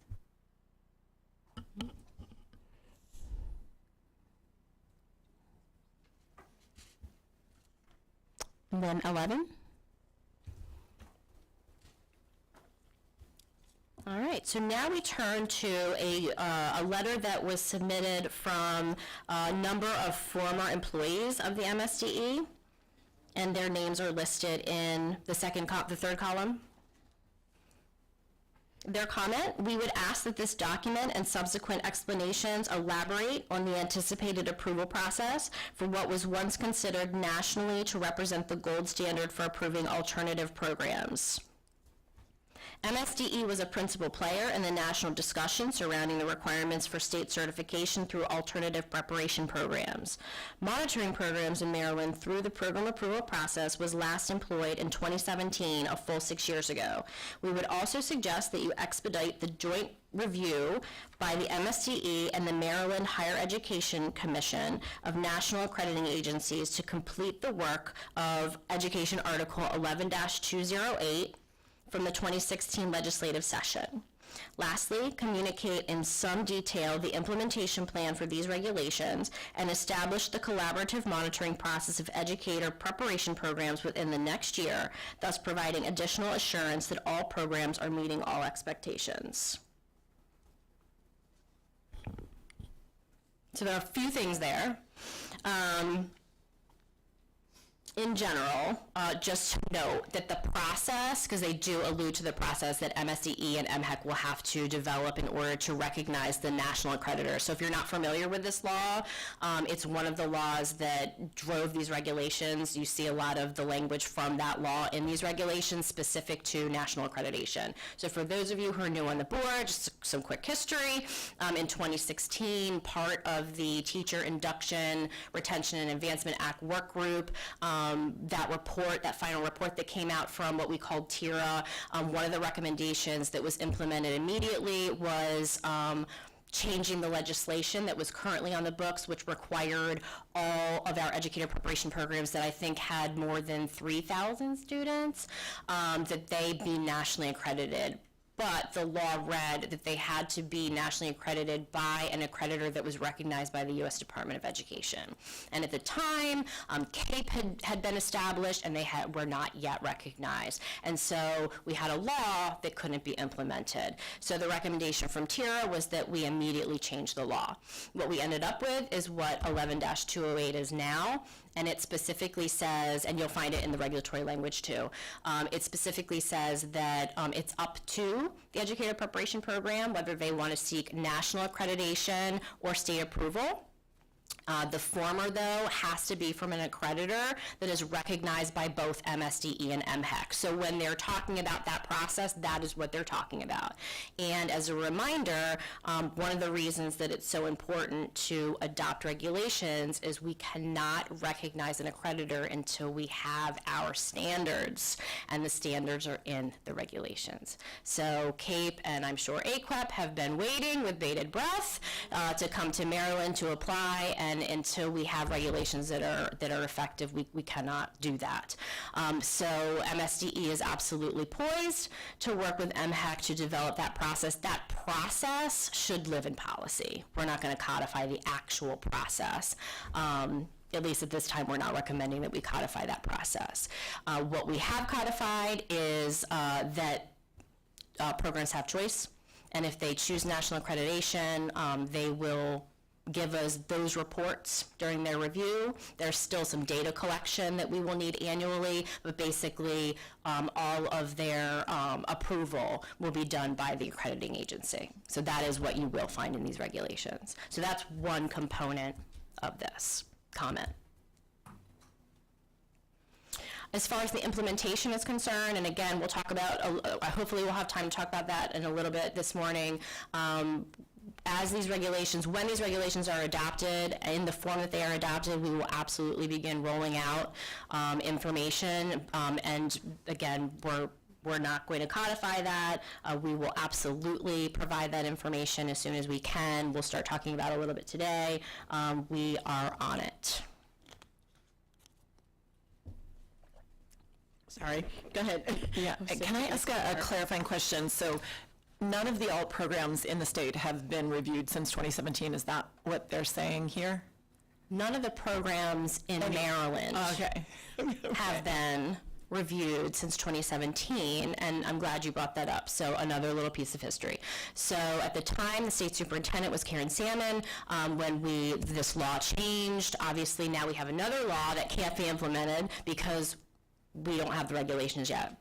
In 2017, Karen Salmon wrote a memorandum to all our educator preparation programs, alternative and traditional, to let them know that there would be a period of holding them harmless. We would not engage in reviews until we had the standards by which to review them. Little at the time did we know it was going to take another 5 years in order to promulgate regulations with standards. So yes, to answer your question, Amy, there have been no reviews since 2017. Okay, and so concurrent with the process of the national accreditation, which applies to the traditional programs, at the same time, the new process for reviewing all programs will be happening, or are they doing, because all programs don't get accredited by... They can. They can, okay. But usually that has been a separate process in Maryland? Do you mean the accreditation process versus the approval process? Approval process, yes, that's helpful. They are two separate processes. Okay. And what the new, it's not new anymore, what the 2016 law allows is for programs to choose. Now, I don't think AQUEP does alternative, I could be wrong, but I know CAPE will. CAPE will accredit alternative programs. Okay. So accreditation and approval, separate processes. Separate process. Okay. Exactly. And so programs will have to decide which process they would like, which pathway they would like to take. And they can change their mind at any point. If they choose not to become accredited by a national accrediting agency that's recognized by both MSD and MHEC, then they will have to go through the state approval process. And the remaining 10 pages of the regulations describes that process. Okay, thank you. Yes. Yes, one part of the full letter from all former employees of MSCE and IHEs, I think that's how it's listed. At the bottom of the letter, there's some language that reads, consequently, we urge you to reconsider the inclusion of this subtitle as evidence of a continued commitment to maintain and indeed improve the ways in which an alternative program operates. But I interpreted that to mean that they were also sharing the part where they mentioned that they're concerned that this assurance is subverted by the in-state pathways, the initial teacher licenses, in-district programs content. And I didn't really hear any part of that. Did I misinterpret that? No, we talked about it last month. Okay. When we talked about the public comment for licensure. Okay, so you already, okay, all right, thank you. Sure. But we are going to talk about that in another comment here in a second. So we will talk about the in-district pathway.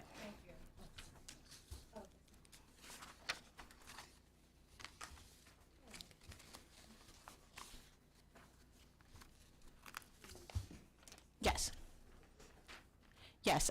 Kelly, are we finished with this one? Because I thought there was one more point that you wanted to talk about with. The only other point I wanted to make, because one of the ways that I interpreted this comment is to specify the process of approval for alternative programs. The regulations, the intent of the regulatory language is to specify the approval process for alternative programs. So MSD is not recommending that we add any information to the regulations at this time regarding the approval process for alternative programs. Okay.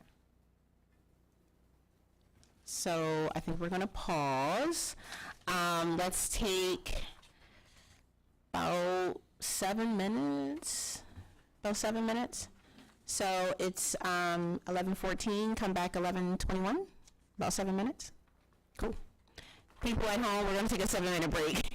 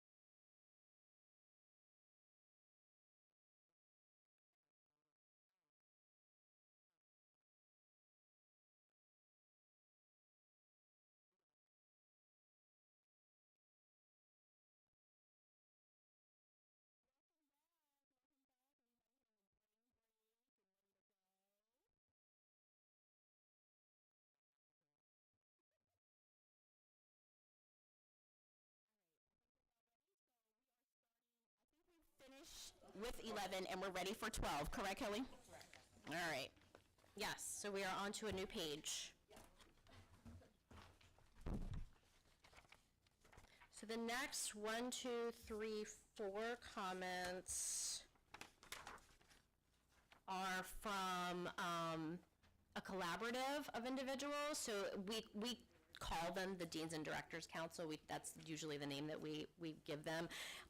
It is a combination of state institutions and private institutions. So you'll see in this particular comment, there are a lot of signatures in the back. So all of these colleges are represented for these particular comments.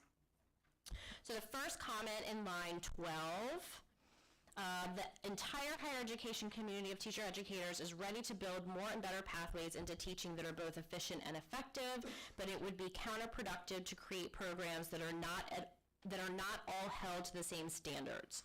We all must address the urgent teacher shortages in Maryland schools. Rather than opt for lower quality quick fix solutions, a better approach would be to address the barriers directly.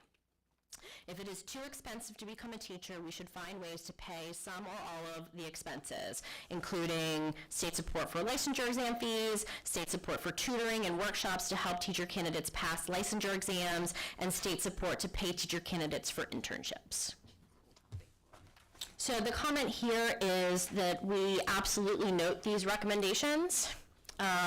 However, these regulations are not the appropriate mechanism to provide fiscal support for candidate internships, assessment fees, or tutoring. But it, again, wanted to note that House Bill 1219 did establish a stipend program for interns. So that doesn't address the tutoring component, that doesn't address the exam fees component, but there is a win that we do have that program now, and we're ready to go into another legislative session, and perhaps we will see more added. But again, we agree, but these particular regulations are not the mechanism.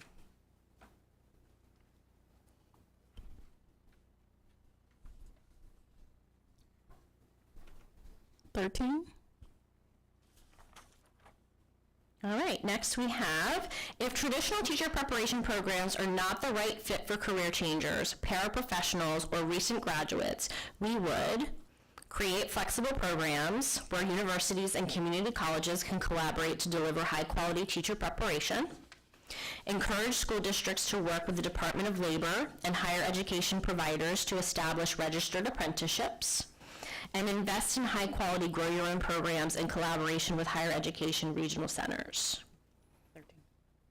MSDE agrees that Maryland Educator Preparation Program providers should create flexible programs that involve collaboration with districts and should work with the Department of Labor. MSDE and districts should absolutely work with the Department of Labor to develop apprenticeships. We also agree that the state should invest in high-quality grow-your-own programs, and one way that that has been done in the past couple of years is through the LEADS grant initiatives, where there was a specific initiative for grow-your-own programs, which every local, with the exception, I think, of one, did not choose to spend money on grow-your-own, but all the other 23 did, which is really exciting. So yes, we are in agreement that that is an important investment. The drafted regulations do not impede any of these recommendations.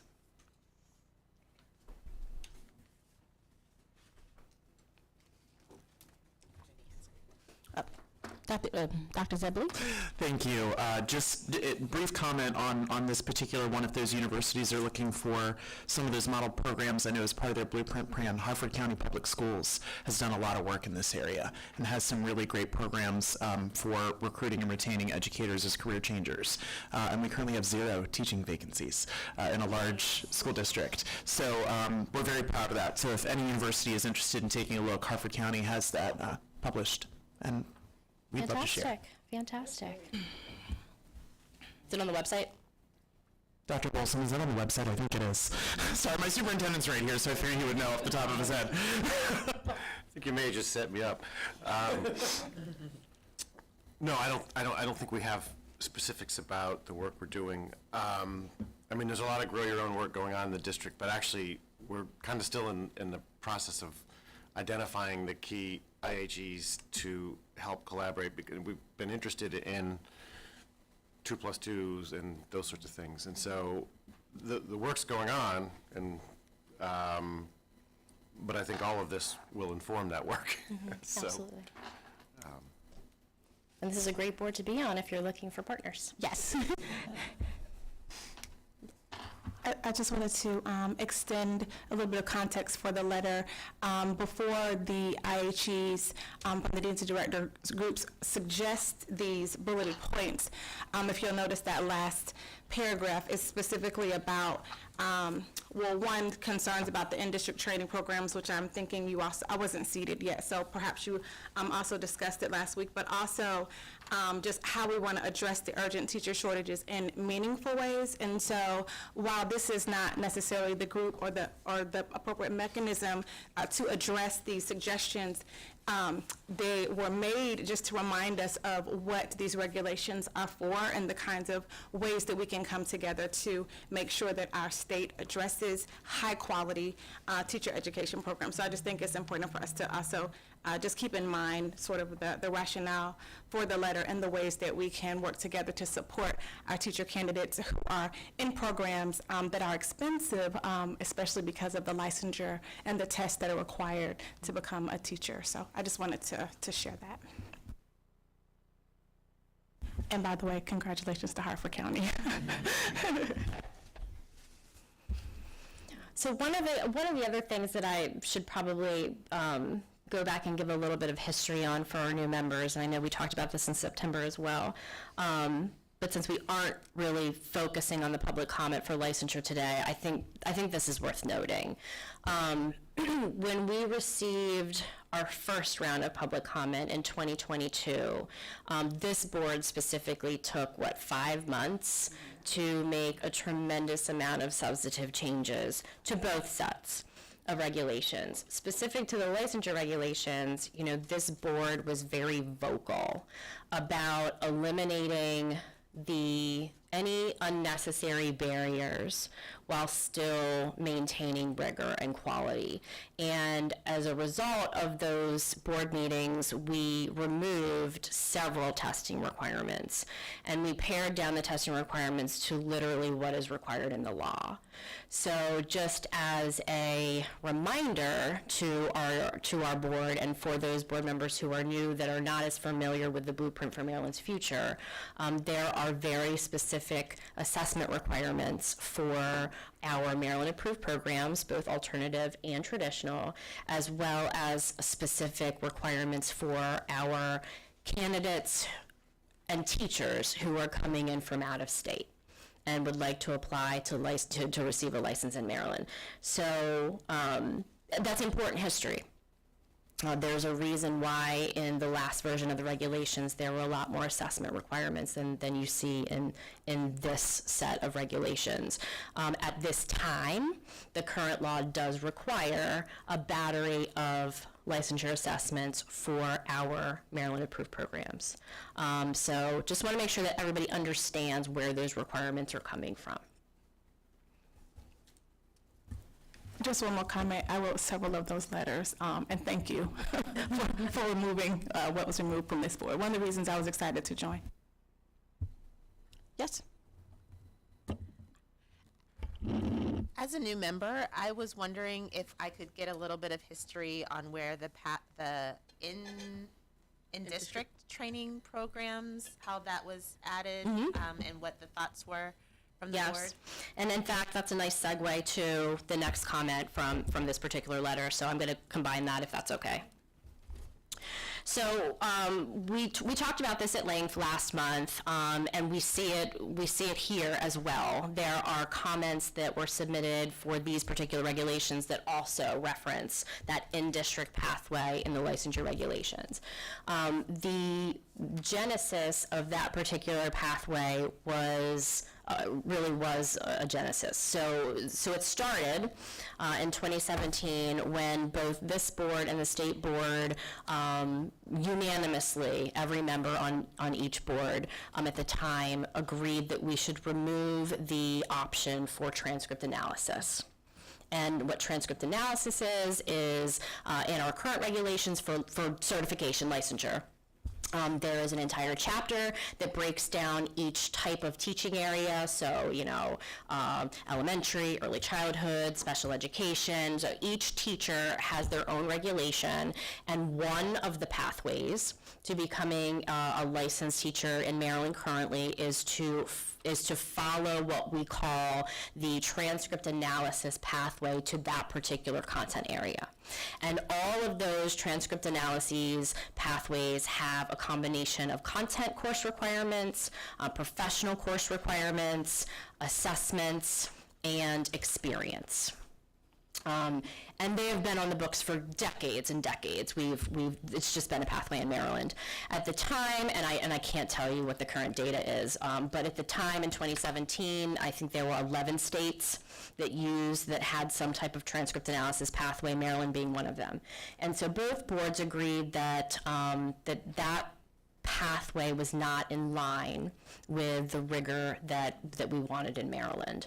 And it would, because it was not systematic, like you could have courses and you could take them at 3-4 different universities or colleges. You could take them over the span of 30 years. Neither board wanted to continue with that.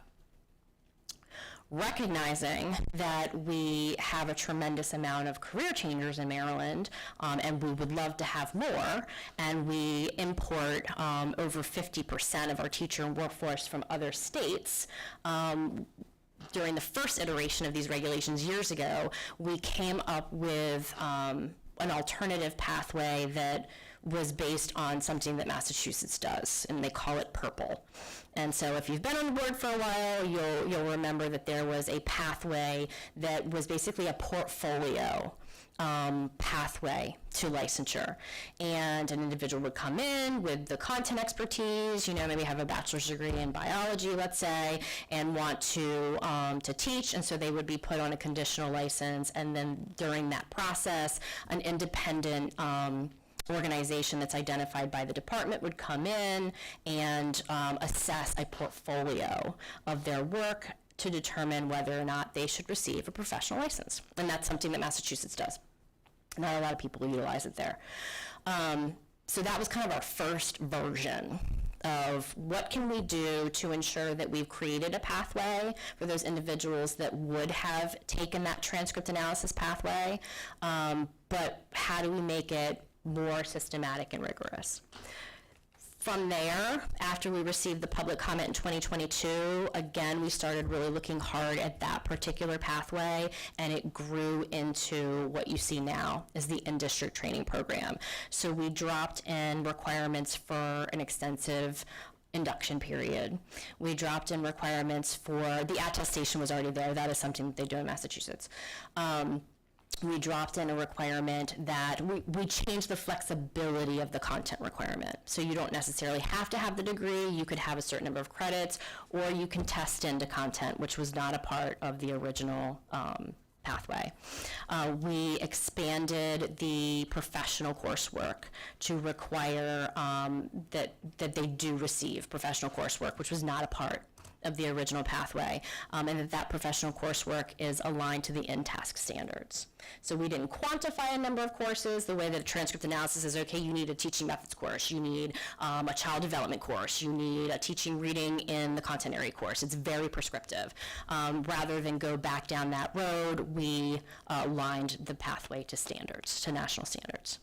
So in the end, Dr. Allen, this is kind of like what we finally ended up with after years of massaging this particular pathway.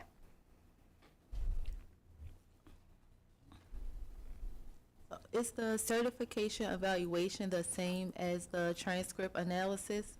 Yes. So when you think of a certification evaluation currently, it is reviewing the transcripts and the experience that an individual that is applying has, and then we give them a plan to meet the requirements to fill the gaps of what they have. So yes, that's what I'm referring to.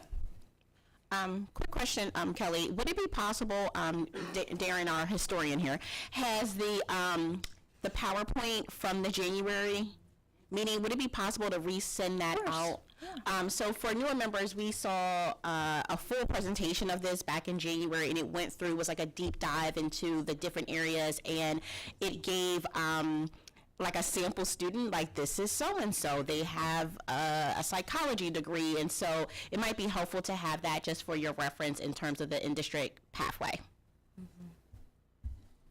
And if I could add, too, just a little bit of background to that. Melita and I met with Superintendent Chaudhary about a year ago when we were thinking about this. You guys had just come up with sort of the plan and so forth. And one of the things that was very compelling, and Melita, you'll jump in if I get this wrong, but I think one of the things that was very compelling is the research was showing that if we want to truly make schools look like our students, if we want a diverse faculty, most teachers of minority groups are not coming through four-year programs.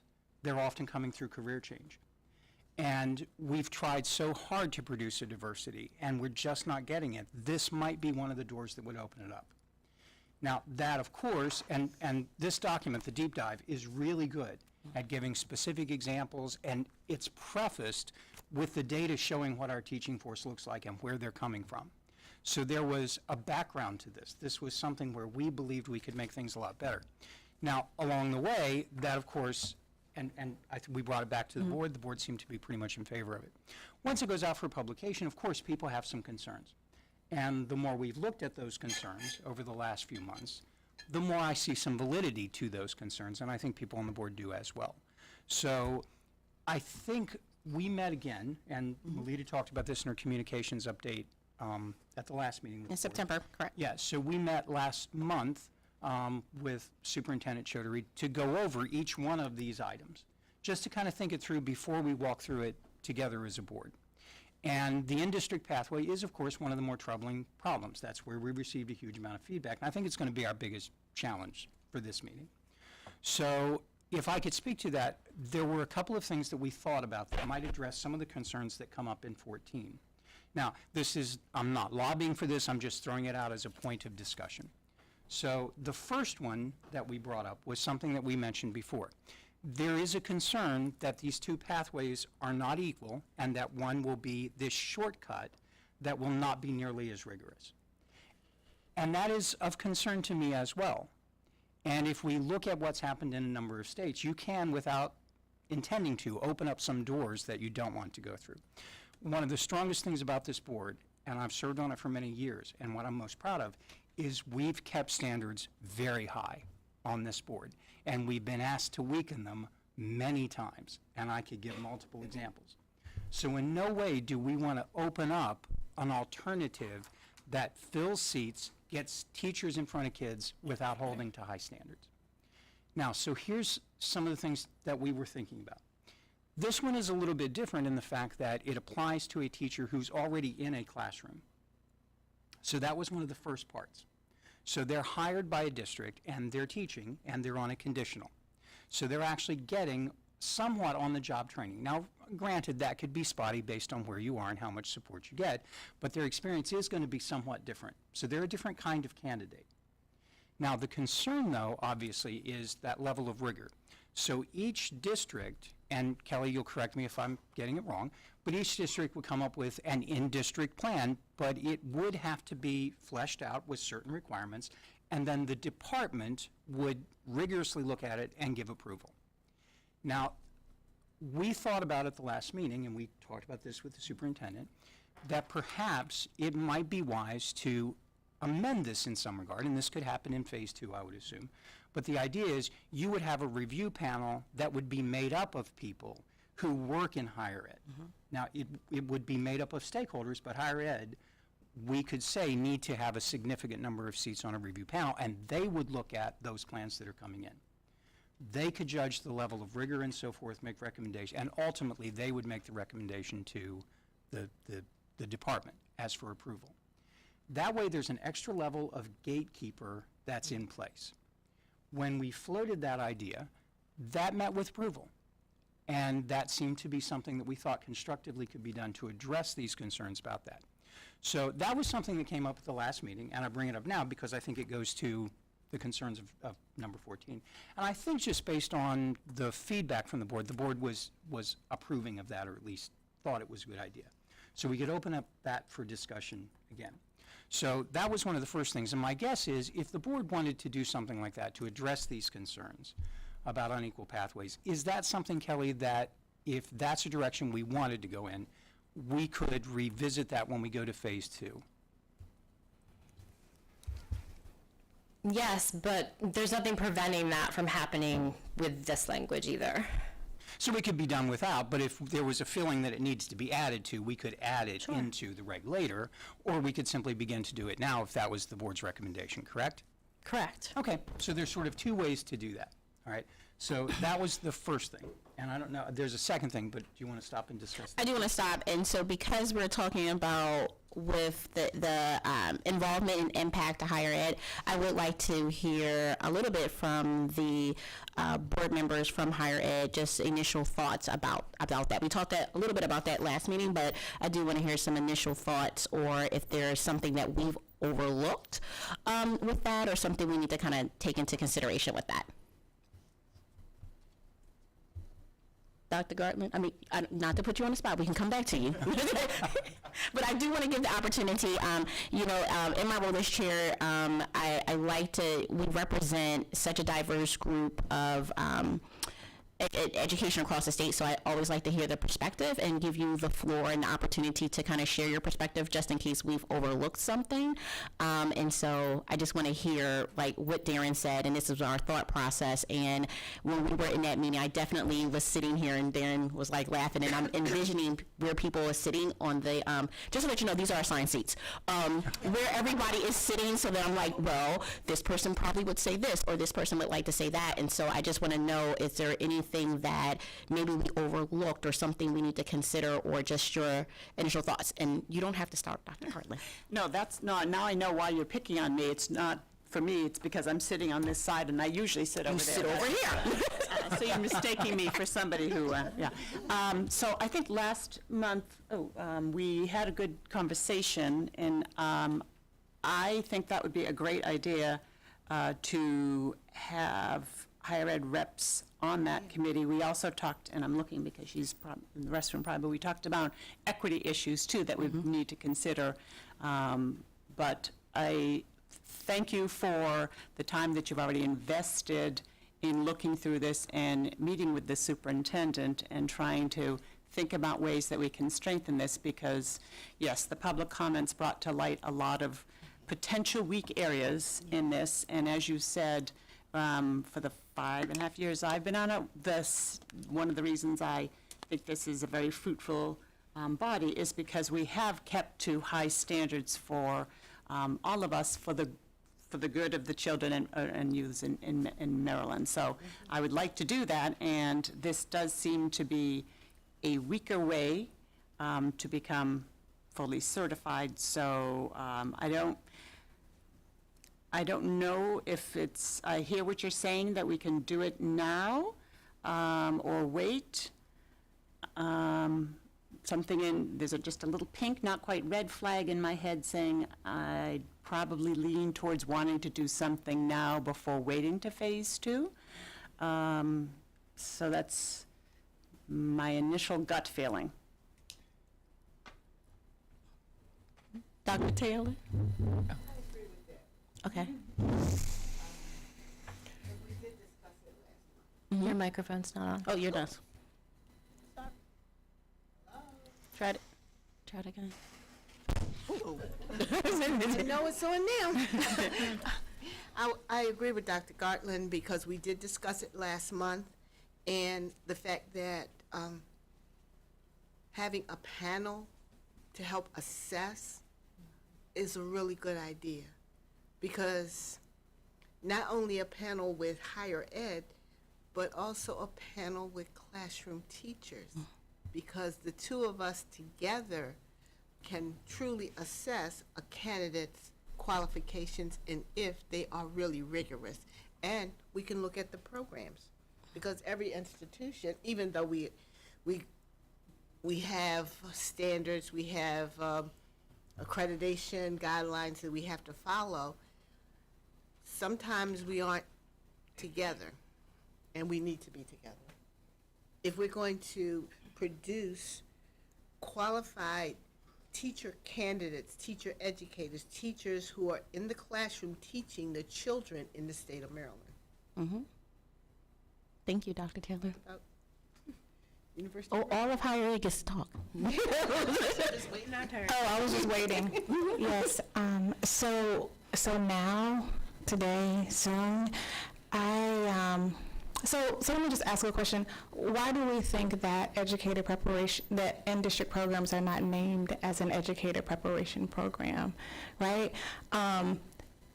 Because in-district programs do not require the monitoring, the reporting that the educator preparation programs require, including our alternative certification programs.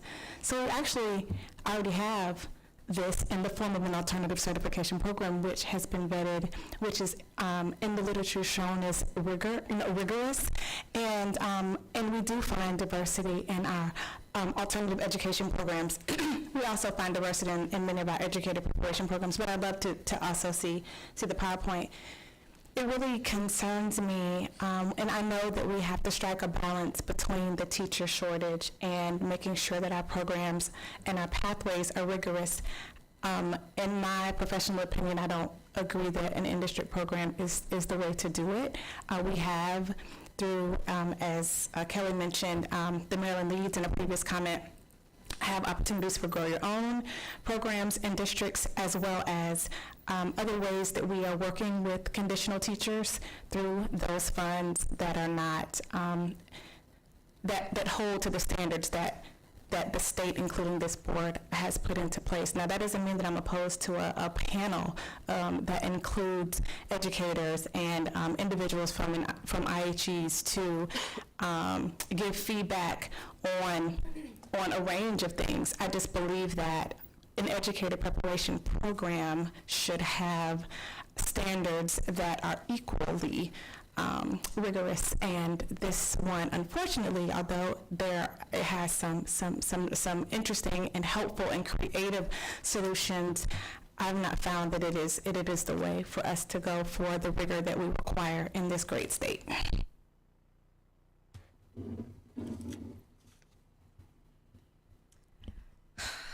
I'm feeling this in my body.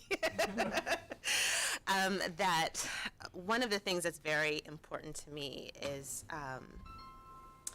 the professionalization of teaching, and I view this as another way that the teaching can become deprofessionalized. There are also, for me, just too many uncertainties in accepting the language at this time. That there are a lot of things that we're saying, well, perhaps, and so it makes me nervous to accept the language that's in the bill, and that I think will, open us up to, as many other people have said, multiple tiers of teachers. I'm also wondering if someone obtains licensure within through an in-district pathway, is that the language? Is that transferable? Like what happens? Like there are just a lot of questions that I have. But mainly my main takeaway is that I feel that this is a way of chipping away at teacher quality that really concerns me. In teacher education programs, we not only have to adhere to the standards from the state, but then also national standards. And so I'm wondering how that will also show up in the in-district pathways. Yes. I'm actually curious about our district representatives' perspectives as well, and this board is very higher ed focused, and I respect all of the colleagues who are in higher ed. I was at the School of Ed at Hopkins for many years, and I think I'm naturally a trusting person, and there's this skepticism of our districts right now that they don't also want the same high-quality people for their kids, and that the programs that they're going to develop are somehow going to be subpar, and I'm not sure we can assume that yet necessarily. So I would be interested in hearing from district people about how they envision what an in-district program would look like and how it would help get the teachers, because every district does have some unique needs, and this offers them a chance to create a program for their district. Your question about transferability has me thinking too, because if it gets too specific for a district, then would it transfer? So I need to think about that some more. So any of our district colleagues? So I think in terms of district, I'm going to look over here to our superintendent here, to the superintendent on the board, but in terms of, please, just your initial thoughts, or I know we just talked about what's going on in Harford County, but just in terms of hearing the concerns from higher ed and knowing that in certain situations that you have these higher ed partners and just their concerns, but then understanding from the other side in terms of the teacher shortage and how this all may play in. So your perspective on this. Sure.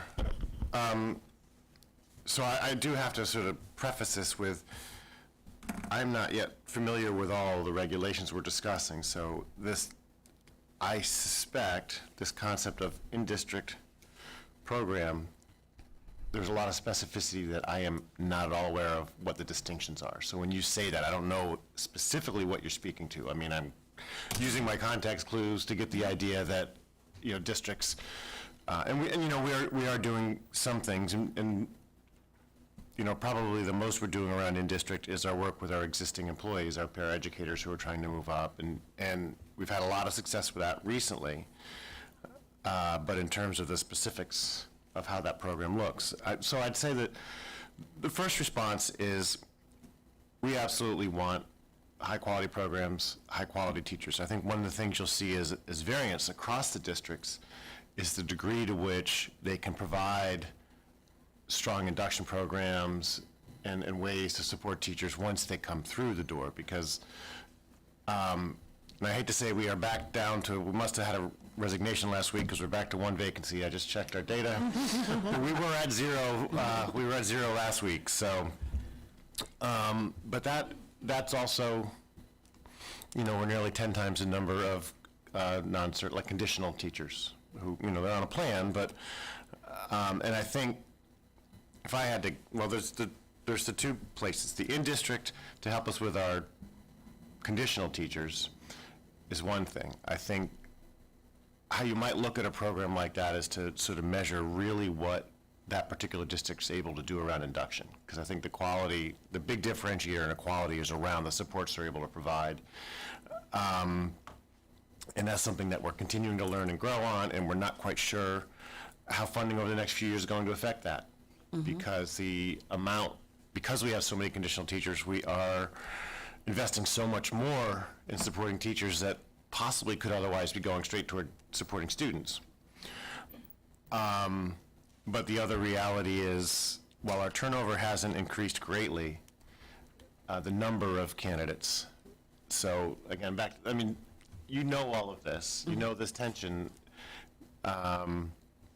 in turnover in some areas, mostly special education, creates a whole different set of challenges. And I know, looking through the notes, that there's a lot that this board has addressed with regard to that. So what we touched on a little bit earlier, this Harford County, where we've taken a very aggressive approach toward Grow Your Own. We've invested a great deal of money in exploring all sorts of different pathways. My charge to my staff was, I want to hire 100 teachers each year who were prepared in Harford County. And we're approaching that through TAM. I understand everyone's familiar with it, the Teacher Academy. And we started with TAM. We've evolved TAM to, we're creating an early college model for TAM, so it's actually like an accelerated TAM. And we are also putting in place a model school program. When I was in North Carolina, I worked on a lab school. It was a lab school initiative. They have a number of lab schools now. I left kind of mid-rollout, but that was working with all the colleges of education in North Carolina. So we're trying all these different things. So when we were referring to earlier the work that's going on, what we haven't yet settled on is who's going to be our partner to help us design, because I think we're going to have multiple programs.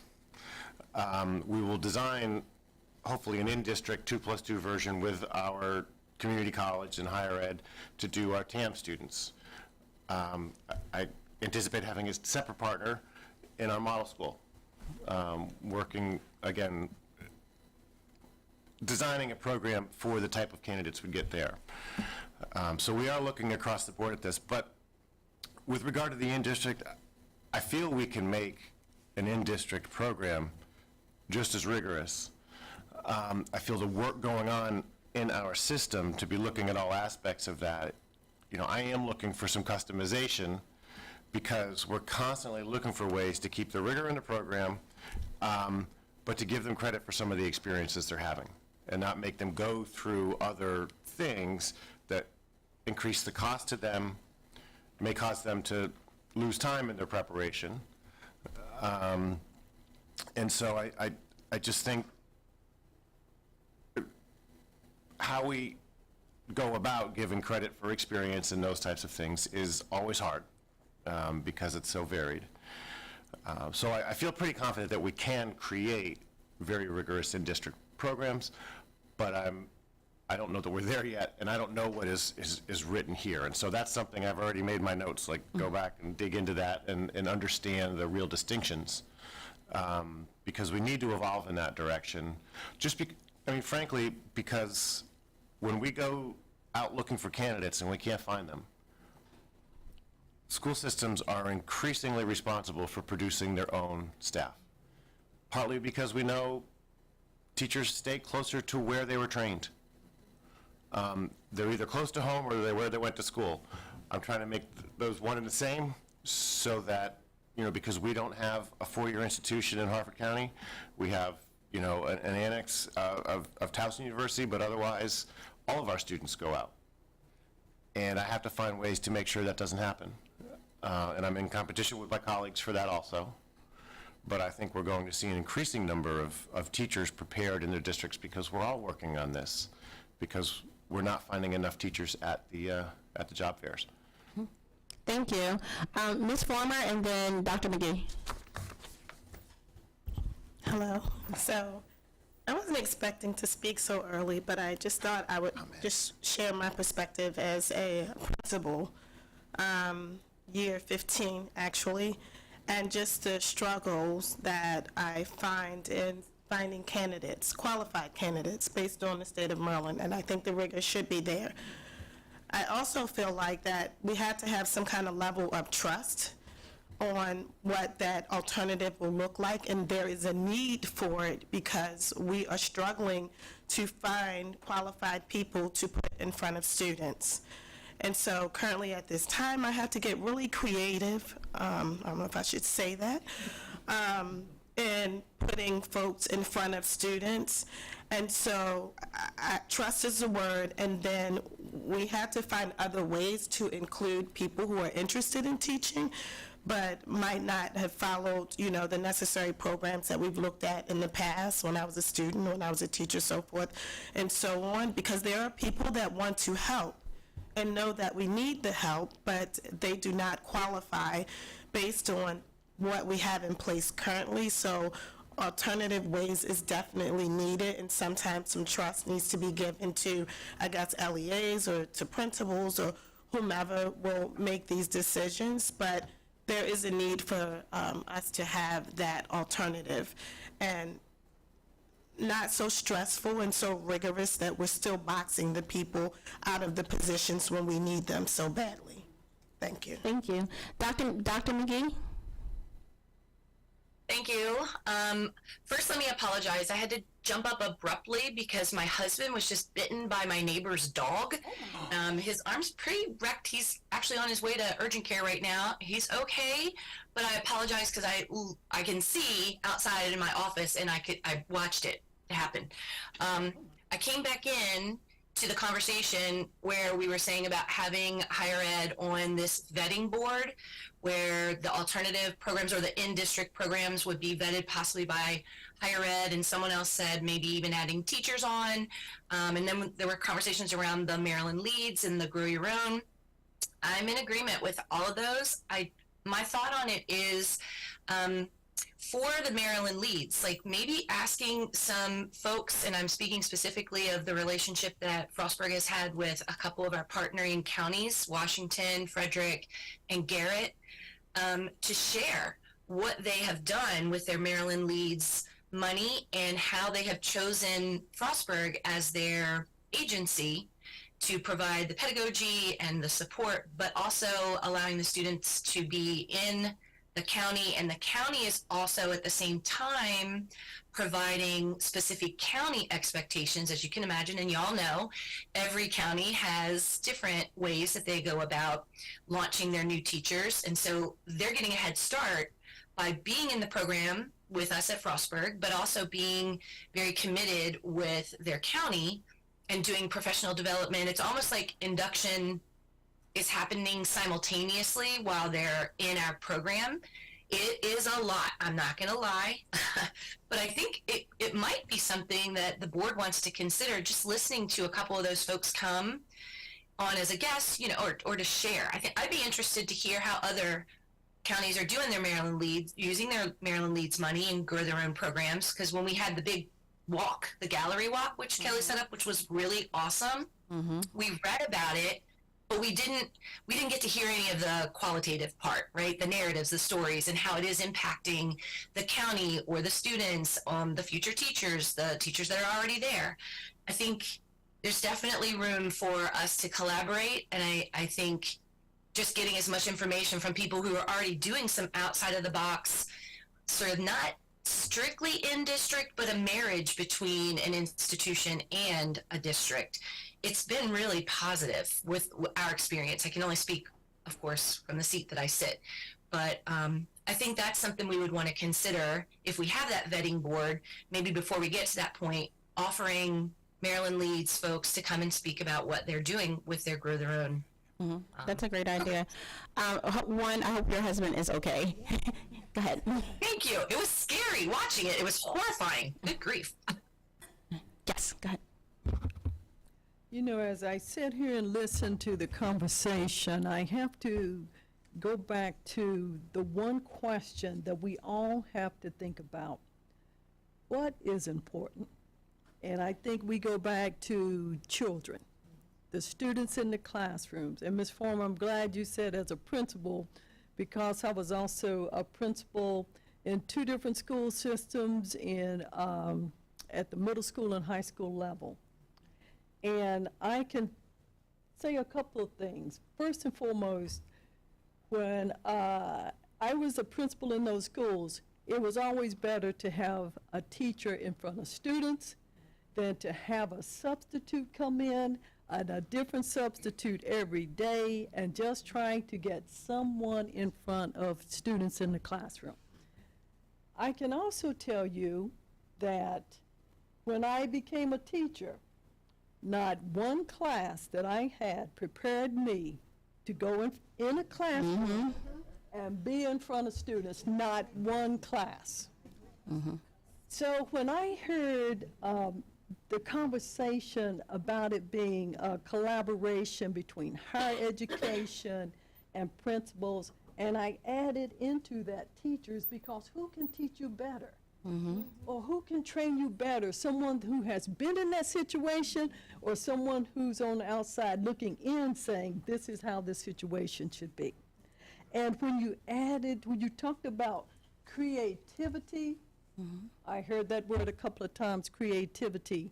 I also would like to add to that innovation, because we all know the situation in Maryland right now with the colleges not training enough teachers to go into classrooms. We all know that across the nation, it's a nationwide shortage of teachers. And Dr. Wilson, I'm glad you only have one teacher that you're looking for. I can tell you there are systems that are looking for hundreds of teachers. So, you know, and we talk about diversity in the classroom. Do you want to talk about the studies that say if I am a student in a school and I never have a teacher that looked like me, how that impacts my success? And it has a tremendous impact on success. And then we also know the research that talk about the importance of not only teaching, but building relationships. So who is more apt to build relationships? Those teachers who have been adequately trained and are, you know, diversified teaching in the classrooms, or individuals that go in and don't have the training, don't have the ability to relate to students. I can tell you some of the classes I had were some of the toughest classes in the school. And I was in the schools with some of the toughest students. And you know what was the saving grace? The ability not only to be in and say, these are the rules, but also to build relationships, not only with the students, but also with the communities and with the parents. And then let's talk about the rate of teachers leaving the classroom without having the skills needed. It's on average that within the first 5 years, we have a tremendous number of teachers leaving the classroom. And that is not going to get any better unless we get innovative and creative. Okay, and so, you know, I don't think that we can, as a group, say that one size is going to fit all. I think that we have to get innovative. I think we have to be creative. And I want to go back to what Ms. Former said and also what Ms. Wilson said. And we have to build trust in the systems, that they're going to work hard. Because I don't think anyone goes into teaching or into administration without saying that they're going into these things because they want to make a difference in the lives of students. And I think that right now, the decisions that we have to make will definitely impact that. Okay, Ms. Bacon? Thank you. I apologize if these are comments that were already fleshed out in an earlier discussion, but from the Baltimore City perspective, we have a significant number of conditionally certified teachers, and one of the biggest barriers I hear anecdotally is some of the redundancy in induction programs and higher ed programs for teachers that are trying to fill sort of what it would take to move to off of a conditional certification. So I think the in-district pathway is a real opportunity for higher ed to be partnering with districts. And we talk about a teacher shortage. We have a district staff shortage in Baltimore City as well. So one of my big concerns is what implementation could actually look like for a district that also already struggles with teacher retention and with teacher training and support. I think there's a real opportunity for multiple institutions of higher ed to come together and say, what would it look like to support a district an in-district program under the guise of a higher ed, or offering teacher support or offering doctoral candidates some of those opportunities to partner in those classrooms without encouraging candidates to necessarily pursue a full master's in teaching or a full degree program in a more traditional sense. And I also think it's a real opportunity for equity and cost, because we're talking a lot about the cost of the licensure testing and assessments, but per credit costs are also a significant barrier for a lot of people to finish a full degree program for traditional teaching certification. So I think both of those things offer a lot of ways that an in-district pathway isn't competing with higher ed, but actually is an opportunity for people to have the experts in the field helping them develop those in-district pathways without creating redundant work of, I'm doing a lesson plan review with my mentor teacher because I'm still in an early career teacher induction program, but I'm also submitting a lesson plan to a professor, and I'm also I've had so many colleagues that are doing essentially triple work because each constituency is asking for very similar things, but they're not able to get credit for producing that work in that way. So I think it's a real opportunity, particularly for districts that might not have the capacity to design a fully fleshed out approved district program for higher ed to step in and help support those programs. Okay, so we've got to, I'm looking at the clock, and for the essence of time, we have a lot going on here, and we've had a lot of robust discussions around here. And so really looking at everything, I do not think that we are in a place to look at permission to adopt. Just because just a lot of discussion, there's a lot of questions. We didn't get through all of the public comments, so I do not feel like we are in a place to adopt these. So I'm going to do a little bit of housekeeping right now. So if are your comments pressing, or can you be okay with not saying them? It was Dr. Kirby. If I remember mine, I'll be okay not saying it. Okay. So I just want to. If I don't remember, then I'll just go. Okay. I just want to be respectful. Can I just say real quick? I'm just going to say one thing real quick. I'm sorry, Madam Chair, but from the higher ed perspective, from I guess looking at programs overall, looking at the cost of instruction is something that's very important to us. That if it costs so much money to train teachers and our programs sizes are low, then that's going to be something that we may not be willing to invest in because it costs so much of university resources and time and funding to do that. Politically, it would be dangerous for anyone to say, we're going to cancel a teacher ed program, so they wouldn't do that politically. But the crux would be is that you would not see necessarily investment in it. So thinking from your perspective, Ms. Baking, that if there could be a way of innovation, of how there could be a consortium model that we're not competing, because, higher ed, we don't play well in the sandbox sometimes, because, we're all going after the same number of students. But how there can be a consortium and how that can drive down that cost of instruction, that we are not spending an overwhelming amount of money putting in to the program, but something that's also sustainable and scalable, and that doesn't allow us to compete against some of the other larger institutions. So that's just a quick summary. Okay, so let me see if I can, it's got to be really, really quick, because we got to, really quick. I just wanted the opportunity to weigh in as an educator in Baltimore City, and just to share a little bit of my experience and the reason why I sit here.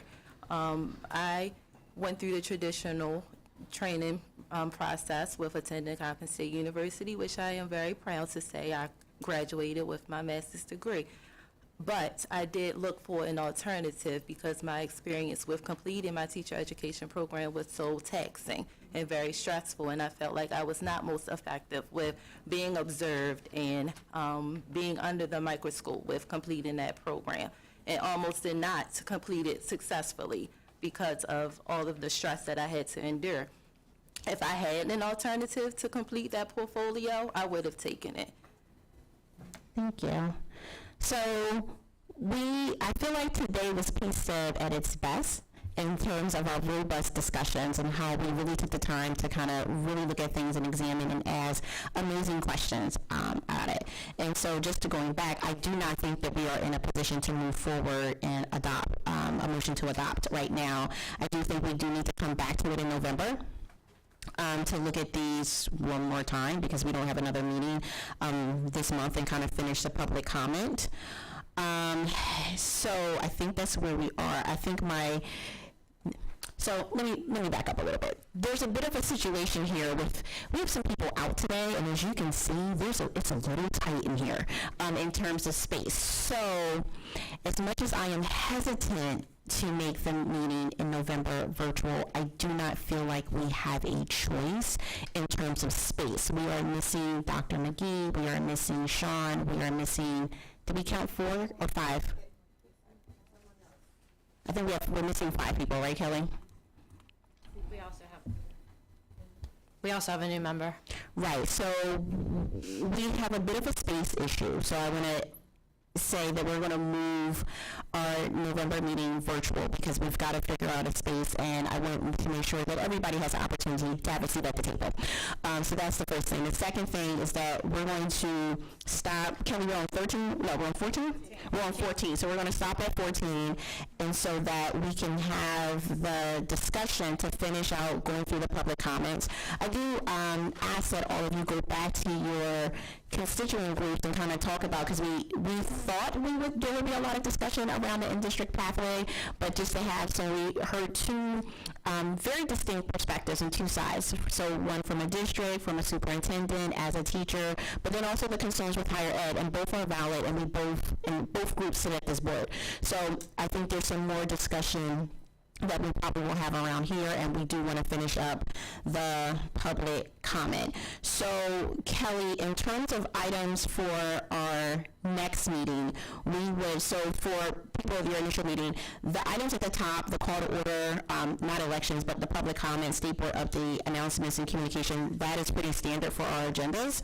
And so we will finish reviewing public comment in November, and then we hopefully we'll be at a place to adopt, making a motion to adopt the two regulations. And then, Kelly, can you still discuss next month the regulations implementation? Sure. Did I miss anything that we need to discuss next month? No. Okay. So we do need a motion to, I don't need a motion, right? I can do, without any objection, we are going to move forward with our November agenda as I just outlined. Okay. And then the 20th, Dr. Zebney? Just briefly, timing for the meeting, do you think we'll need more time, or do you think we'll be okay with a half a day? I'm leaning towards more time. And we are going to be virtual, so the break can be, you can get lunch wherever you are, taking the meeting. So, so quick question. Because we're going to be virtual, could we start a little earlier because we're going to be virtual? Or no? Kelly, I feel like, can we start a little earlier because we're going to be virtual? You can do whatever you want. So could we start at 9 and maybe, I'm thinking, how is 9 to 1? Dr. Taylor spoken, it's 9 to 2. 9. I'm thinking 9 to 2, but I say that now, we'll probably finish up earlier, so I'm thinking 9 to 2, and because you will be in your respective locations, you can take a break as needed. So I'm thinking virtual meeting next month for November, and our time will be 9 to 2. Kelly will get all the information that we need for the meeting. Is that, everybody's good with that? Okay. Our 2024 calendar. Kelly, I didn't see that as a handout with the dates. There's no handout. Oh.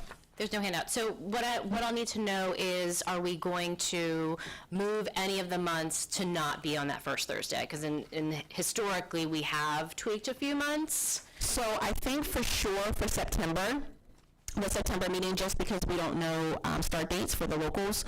And then, did we move any other? Sometimes July, July we typically cancel, just with trying to get a quorum with vacations and people being out of town. Hold on, I'm sorry. And July the 4th is the first Thursday of... Oh, so it definitely will be the second Thursday in July. Oh, thank you, Dr. Kirby. So it will be July 11th, and then September... So yes, for a July meeting. Tentatively right now, right? We'll say we have a July meeting. So for historical perspective, a lot of times in either the May or the June meeting, we usually look around, where are we with everything, and most of the time we cancel the July meeting. I think it's prematurely to cancel the July meeting. We just never know what we may need to discuss during that time. But historically, we don't have a July meeting, but tentatively it would be the second Thursday. And then for September, can we go to the second Thursday, which would be September 12th. So that way, those of us who are classroom teachers, it's really hard to be out that first week of school with little people or people who are still in school. The state board won't interfere because sometimes the state board has a meeting here and can The only time there's a potential overlap is in December, because they have an early meeting in December. I'm not sure if we're going to be able to meet in this boardroom anymore. Right, and so that's the reason why we are moving. So if you look around and we have about 5 people absent, I noticed that. I was just like, where are we all going to sit and fit? And so that's the reason why we're going to move to virtual, to allow MSDE and for us to figure out where are we going to go. I mean, I don't know if we're going to be sitting at tables somewhere or, you have your groups. We have to figure out where we're going to go and how this is going to work. So it just gives us some time, and I fully expect for us to be back in person in December, because I think there's value in us meeting in person, and then it helps as a chair in terms of navigating and making sure that everyone is being acknowledged. And I do read your faces as a good educator. I'm looking around. That's why certain things I'm like, yeah, we look a little confused there. Like, let me just ask, but just your faces, or I can see sometimes the wheels are turning for people, and I like to allow for that, and that's really hard to do virtually. Yes.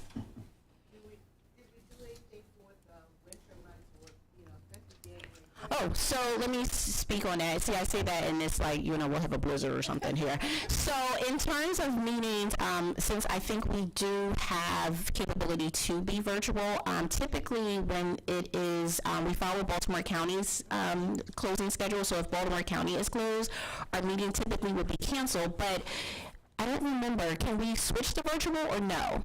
No. Right. Our bylaws are explicit. So in the event, as we get into the winter months, but we've had some school closures for wind and all kind of things.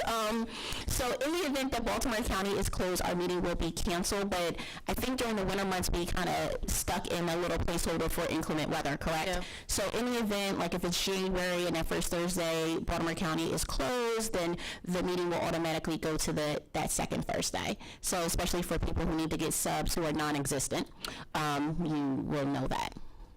I have a question. Yes. So this board meeting follows Baltimore County's in terms of closures. Okay. I don't know. I thought we would follow the city. Okay. Sounds great. That's a Kelly question. I don't know why we follow. I think it is because you have to come through Baltimore County. Most have to come through Baltimore County to get to the city, and so if Baltimore County closed and the city was open, we didn't want people to have to drive. I believe that is where it came from. Yes. Thank you.